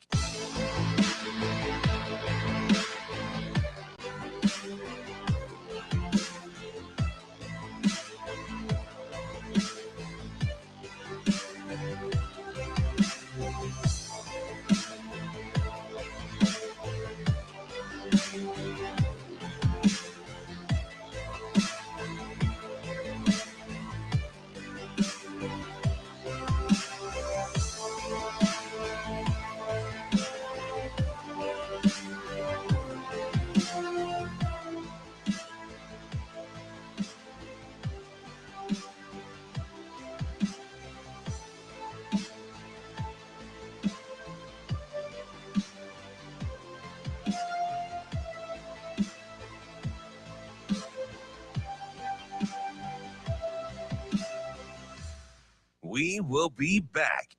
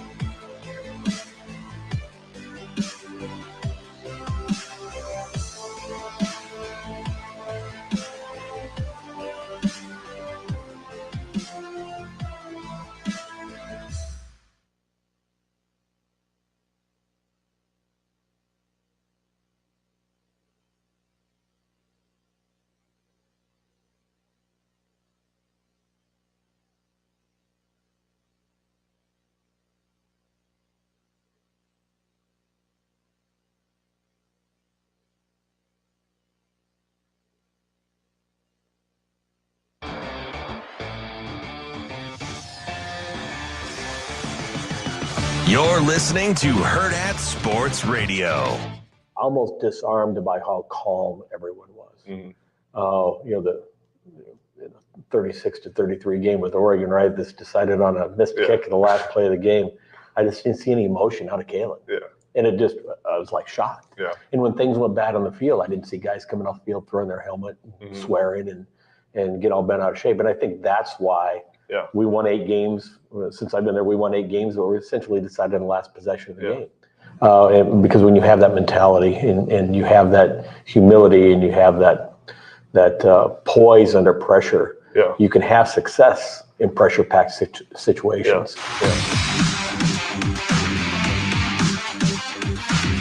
Wrapping up the show here on Hurrdat Sports Radio, AM 590, ESPN Omaha, ESPN Tri-Cities, KFOR in Lincoln, live on Twitter, Facebook, and YouTube, and live from the Pillar Exterior stage. That's DB. I'm Ravi Lulla. We're joined now by Chris Fetters, who covers Washington for Dogman 24/7. Chris, how are you this morning? Hey, good morning, guys. How are you doing? Good. We work with so many of the 24/7. Like, this has to be the busiest last 19 hours for you since when? Since the hiring of Fish? Like, has it been a whirlwind for you? Yeah, it's pretty much been nonstop since the national championship game. You know, a couple days after that, DeBoer goes to Alabama. A couple days after that, Washington hires Fish. Then you've got the coaching staff getting filled in, and then now Washington had 13 guys go to the combine for the NFL draft. So there was all that stuff that was going on. And then Troy Dannon actually just fired the Washington's men's basketball coach, Mike Hopkins, right after their final game of the season. and plans were already well underway for Washington to hire their new men's basketball coach. The inside track guy was a guy, Danny Sprinkle from Utah State, who will be, I think, playing a game tomorrow, if I remember correctly. And so everything, it's the last 2 days have been pretty crazy, but I would say, frankly, since the first week in January, since frankly even January 1st with the Sugar Bowl, it's been kind of nonstop ever since for Washington fans. Chris, I want to get into the hiring of Jedd Fisch and kind of that process. Obviously, that's probably the biggest thing that you experienced with Troy Dannon as AD in his short tenure at Washington there. How did that process go from your point of view? Were people kind of happy with how Dannon handled that? Yeah, I'll say right off the bat, I only met Troy Dannon once personally, and that was at his initial press conference. I was off site when Jedd Fisch was announced as Washington's head coach, like his official press conference and the like. I was handling off site. We had guys on site doing stuff as well. But I never got a chance to meet Troy other than one kind of, personally, we had about a 10, 15 minute talk on the side about things. And he couldn't have come across as a better guy to lead Washington's athletic department going forward from Jen Cohen, who had a remarkable track record of success before she went to USC. So, everything pointed in the right direction. DeBoer gets hired by Alabama, and that was in and of itself was interesting in hindsight, because there were some things that happened the day the announcement came that DeBoer was going to Alabama that here in Seattle, probably in hindsight should have been red flags, but couldn't really, think about it at the time as such, because things were, first of all, things were going so fast. But secondly, it's like, that happens when these kinds of decisions are made at the very, very highest level in the top divisions of college athletics. Things get moved around very quickly. There's a lot of money involved, but there's also people involved, and a lot of emotions, and families are involved. And as we've come to find out with Troy Dannon in the last 24 hours, he's come out publicly and said, at least to Seattle media, that moving back closer to home was pretty much the only reason why he left Washington. Well, we've come to learn that probably isn't 100% the case. There's other mitigating factors, but it really did start with that day that DeBoer was hired by Alabama. DeBoer was supposed to go on a local radio station here in town, and they put out a statement saying that DeBoer wasn't going to be able to be on there, but it was because DeBoer was working with Washington to try to hammer out a new deal for the future of him at Washington. Well, that was news to Washington's athletic department, who got a hold of the guys at KJR, which was the station that was going to run it. KJR is the flagship station for Washington athletics here in Seattle. Well, KJR was like, your boss actually prepared the statement and gave it to us. Well, apparently Troy Dannon never told anyone else in the athletic department that was going on. So there was already starting to see some fissures. There was starting to see some disconnect that was going on between members in the athletic department and Troy Dannon. There's 18 athletic directors underneath Troy Dannon at Washington. I don't know what the bureaucracy is like in Nebraska, but that seems pretty insane to me when I really took a deep look at it yesterday. I was thinking between deputy athletic directors, senior associate athletic directors, and associate athletic directors, there's 18 of them. So, they're already started to see some cracks form there.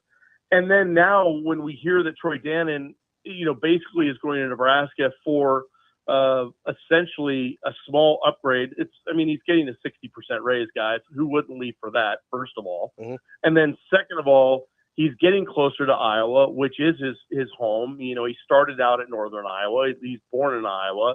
His family wants to be in Iowa. But when we start to hear stories of his wife never wanted to come to Seattle, never wanted to be here. The family situation apparently was always going to be a stumbling block. Sometimes the cynical reporter part in me wants to go, if that's the case, why did you ever take the job in the first place? But all that said, to go back about the hiring of Fisch, in my opinion, he could not have handled the hiring of Jedd Fisch better. it was roundly received as the most positive outcome of let's be honest, a real crappy situation. You know, you don't lose your head coach 2 days after playing in the national championship game in any normal season. But we also noticed in that same season, 3 of the 4 head coaches from the playoff teams that were in the semifinals aren't there anymore. Yeah. So what it tells you in this day and age, guys, you could be poached by anyone at any time for any reason, or anything can happen. You can lose your coach to retirement like Saban. You can lose your coach to the NFL like Jim Harbaugh, or you can lose your coach to being promoted to a quote-unquote blue blood like Washington was when Kalen DeBoer went to Alabama. But all that said, within 48 hours after that, Washington had their head coach in Jed Fish. He genuinely wants to be there, but I think all Washington fans' eyes are wide open with Jed Fish, knowing that if he has any success, he's going to be gone in a couple of years too. So this is just kind of part and parcel of the environment that's been created by all these dominoes falling. And Troy Dannon didn't have anything to do with Kalen DeBoer taking the Alabama job, other than everyone's assuming he tried as hard as he could to keep DeBoer at Washington. He was expected to get a bump from $3.5–4 million to over $9 million. But yet we've also come to find out that Alabama was going to pay him well over 10. So he's supposedly going for a better gig. He's embraced the idea of being the guy behind Nick Saban, which a lot of coaches might just say, no, I want to be the guy after the guy who does that. And so, you know, he arguably got the best guy that was available on the market. I think Lance Leipold would have been another guy that I think they wanted to try to go really hard after. Big fan. But like I said, within 48 hours, they got his guy. You could arguably say Jed Fish was probably the hottest name in that market. Arizona may have been one of the hottest teams in the country by the end of last year. And so they got a guy who wanted to be in Seattle, who's actually coached in Seattle. He was a part of the Seahawks for a while. And he's invested in a pro staff, getting Bill Belichick's son to run the defense. He's got Pete Carroll's son running the offense. So I can see this as a win-win for both Nebraska and Washington, frankly, guys, because Nebraska gets their guy quickly. They get a guy who wants to be there. It wants to get back to the Midwest. But I think Washington also got a guy who made the big decisions the right way, and unfortunately just ended up being a victim of circumstance. Chris, if you're going to be an AD and the stadium, the locker room and the renovate, you build a great facility. That's not an issue. It's a self-sustaining athletic budget where you obviously don't want to fall asleep at the wheel, but they're in a good monetary space there. Talk to me about how the philosophical things line up as an AD, right? Because some of the big things that ADs do, you won't have to do when you get here. So how does his mindset fit with taking this job? We don't need a new facility. You have your coaches in place. Like what talk to me about his ideology. Well, I think the ideology, guys, if you just look at it on the surface, the ideology when he got to Washington would have been the exact same of when he's getting to Nebraska. Gotcha. Washington still had their head coach. DeBoer was only in his second season at Washington. No one could have assumed that Nick Saban was going to retire, leading to this domino effect that happened. So the one thing is that he always told us in his initial press conference, this is my final job. This is my third stop. This is where I want to be. But now he's kind of walked that back, saying, well, you always want to be where your feet are, blah, blah, blah, blah, blah. You'll also notice that any public statements he's made right now as Nebraska's athletic director don't have any talk about him saying, this is my last job. Because he already made that mistake. Yeah. He already made that mistake. So you've got that. But here's the difference, guys. When he was at Northern Iowa, when he was at Tulane, he was in the rebuild mode. He was in the let's start from scratch and build stuff up mode. When he was at Washington, everything was rolling. The only thing that wasn't rolling was the men's basketball program. And so when he looked at it in terms of the balance sheet of what needed to be done, what didn't need to be done, these were all things that he worked on. But it's no different than it is in Nebraska now. Things were running great. So That's Chris Fetters. Fantastic, Chris. Appreciate that. That's Chris Fetters from Dogman 24/7. Chris, we appreciate your time and your insight, and hope you enjoy. I know Washington's not there, but hope you enjoy the NCAA tournament anyway. Okay, thanks, guys. Appreciate it. Thanks, Chris. That's Chris Fetters from Dogman 24/7. What if he's not a hoops fan? I mean, everybody likes hoops. Even when they don't like hoops, you still like March Madness. Come on. Everybody. Tell them, make me a grill. That's DB. I'm Ravi Lulla. That's a joke you only get if you're listening to us in the room.